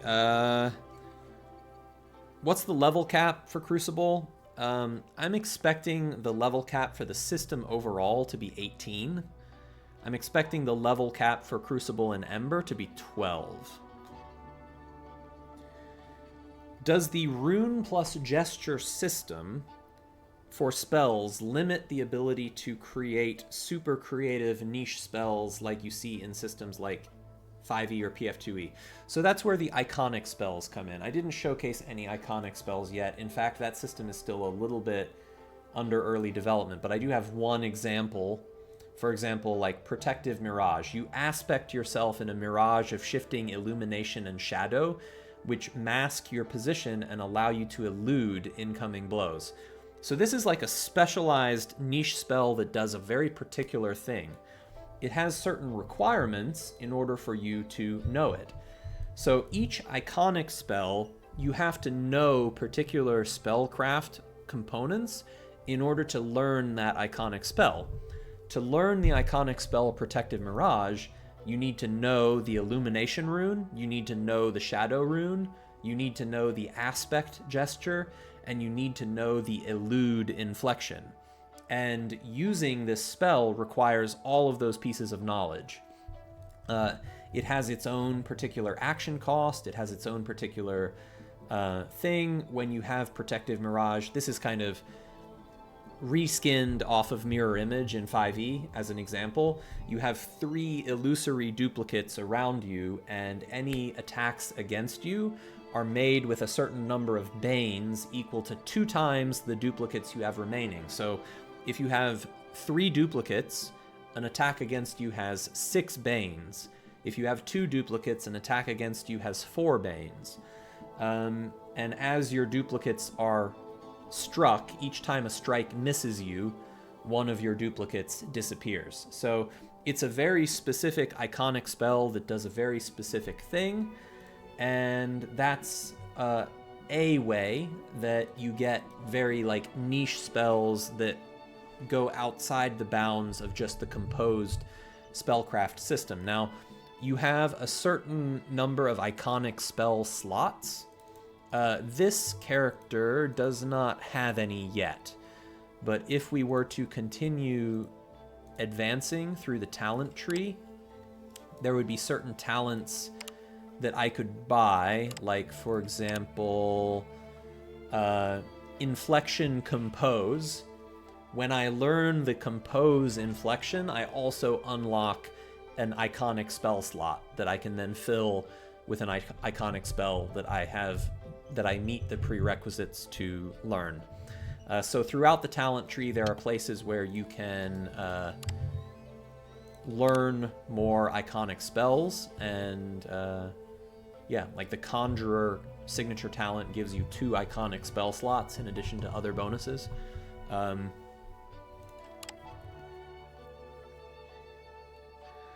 All right, let's see. Any prospect of a Session 0 tutorial one-shot for Crucible? So the good news, Darkzao, is that this was a stretch goal that we unlocked in Kickstarter. We unlocked the stretch goal of the Crucible Beginner Box, and the Crucible Beginner Box is going to be available for free to everybody. So the Crucible system will come with, eventually, the Crucible Beginner Box, which is going to be an introductory adventure for level 1 characters. It's going to be a short adventure designed to teach you the game. It's also set in Ember as a setting. In fact, it plays as a kind of prologue to the Ember main campaign, but using different characters than the main characters that you would be playing the main Ember game with. Question from Mute Foxy. I remember there was a meta magic feat that would invert a spell, and it was very underdeveloped. That remains underdeveloped, unfortunately. In the rush, in the crunch to get Crucible V13 compatible and Ember compatible, and to a point where I can really start developing the Ember side, the Ember game for Crucible, I had to kind of back burner a lot of like talent development. That is still going to be coming. There is still an inflection negate, but it doesn't really do anything yet, aside from just, you can kind of get the idea.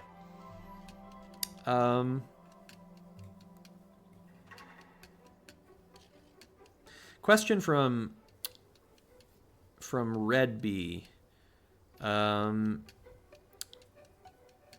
Is there anything a player can do out of their turn? Yes, there are lots of impactful reactions in Crucible that you do off turn. And the reaction economy is really interesting because it uses your same resources. Reactions cost action, focus, or sometimes even heroism. So what reactions you have available depend on your action economy. And there's lots of different things you can do with reactions, some of which are really, really cool. I showed some of them in the Ancestry talents, but other things, for example, like a counter strike, like if you have a shield and you block an attack with your shield, you can expend focus to make a counter attack against your attacker. by spending focus, or all kinds of things like that that you can do reactively off of your turn. There's also certain like capstone signatures, like the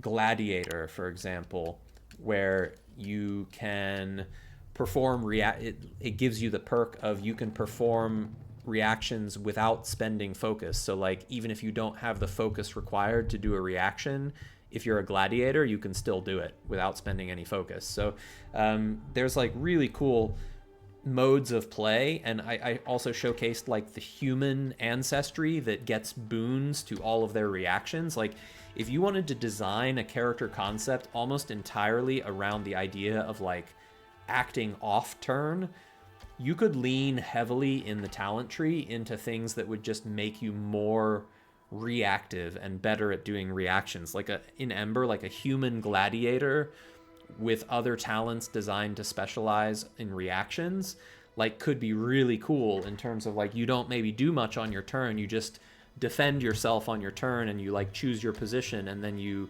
save your ammo to like do big cool stuff the entire rest of the round. So absolutely that's a mode of play that is supported. All right, scrolling down to current, talk to me about Ember homebrew. Ember editions aside, will GMs be able to add their own things such as ancestries and talents non-programmatically? Yes, absolutely. In fact, that is already supported, Rogue, in that like I can go create an ancestry right now, like my homebrew ancestry. And this would be more relevant for people not playing Ember, but ancestries have a full UI configuration. You can give a text description of the ancestry, the configuration, you can plug everything in. They need a unique identifier. You can give them a color that shows up in the UI in some places. Choose their size, their stride. They get a primary ability score. They get a secondary ability score. They can have a damage resistance and a vulnerability. You have to choose both if you choose either. And you can assign certain talents that the ancestry gets automatically as part of character creation. So already you can homebrew, you can make your own ancestries right now. Also, same with talents. You can create your own talents. There's a UI-based configuration. You can put those talents on the tree by choosing which node they should appear at. You can choose whether they give certain training or certain spellcraft or what actions they let you do. So all of that framework has basically been built. So I think for homebrew, like Crucible's coming along well to be like the tooling for it is pretty far developed because I'm building the tools for myself in that like you get the same tools that I get for setting those things up.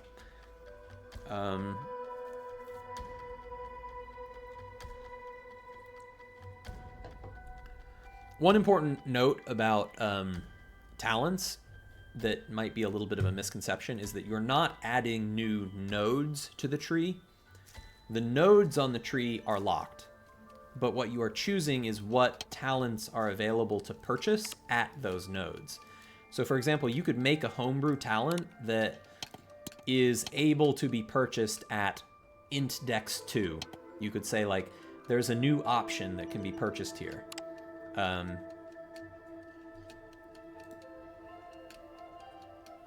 Question from Adrian Parsons. Do reaction action costs come from leftover action points, or do they reduce what you get on your following turn? You have to conserve. They come from what's left over. So if you want to take actions off your turn that cost action points, you need to save some action points. Now, I will say that a lot of special talent-based reactions are designed to only cost focus. So there's a lot of talent options that give you reactions that don't cost you action. They only cost focus. But some reactions do cost action, and if you want to do those, you need to save some up. Your action replenishes at the start of your turn. Okay, I think I got to all the questions. It is about time that I need to wrap up, so let's do the second giveaway. I hope you've all really enjoyed seeing some preview of Crucible and Ember together. It is early days. It is early days, but it is very exciting to be starting. It is very exciting to be starting things. Oh, there's also a party sheet that I did recently for Ember. So, for example, like, haven't set up these characters yet, but we can like put our Stray Hearth Caravan characters in the party, which is very cool, and that'll have more features available for it as well. Defining your party travel pace and different things as like the party members in the group, and more like this is how you'll like hand out milestone points and track milestones, things like that. Yeah, something I'm working on.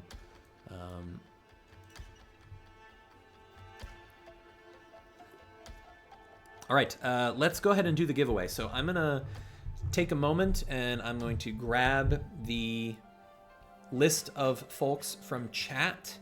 Oh, thankfully it looks like Shane Nath has already given that to me, so I will go ahead and I don't even need to do an AFK screen. I'm just gonna do this right here. We're gonna do one more license key, not license key, we're gonna do a Ember Alpha giveaway. Join the exclusive club of Ember Alpha test participants.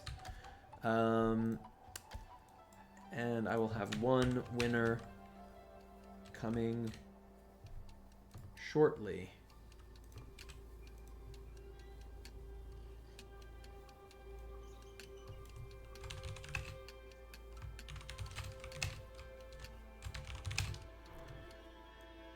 All right, let's see.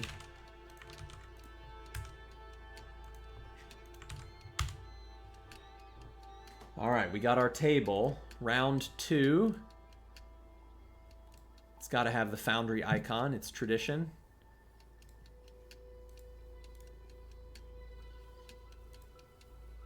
All right.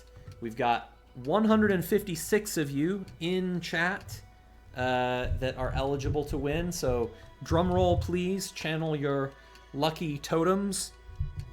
And the winner of the giveaway is Snorton90. S Norton 90, or Snorton, if you will. S Norton 90, if you're here, you are the winner of an Ember Alpha access key. If you are here, we'll wait and see. Snorton sees a who.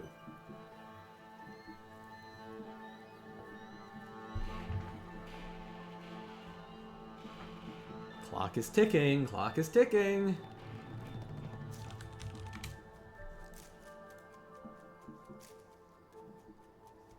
It's looking potentially good for the rest of you.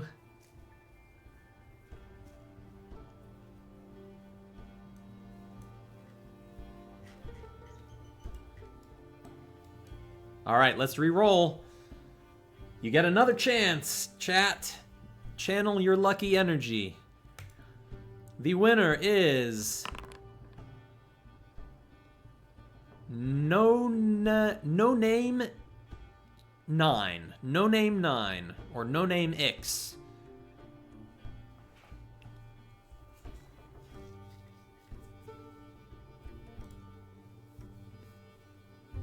We'll see if they're here and if they are an accepting winner.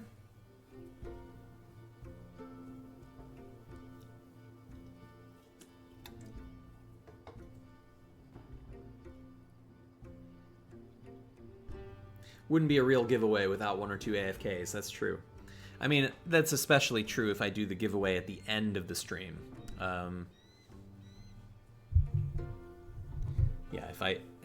it's a little better if I do it in the middle, but if I do the giveaway at the end, there's probably a lot of people idling. All right, let's go again. The winner is Tuxus 5012. I feel like Tuxus won something else recently. Very lucky individual, Tuxus. You didn't win an Ember key already, did you? I don't remember. I think you won something. It's okay. It's allowed.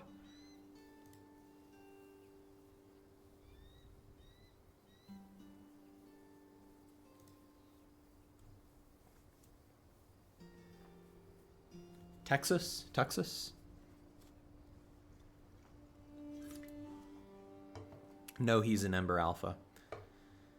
Well, he's already an Ember Alpha, and furthermore, seems to be AFK, so I'm not going to give too long for an acceptance here. We're going to go and re-roll. Let's go, let's go. Let's get someone. VG Varus. VG Varus, if you're here, you are the winner.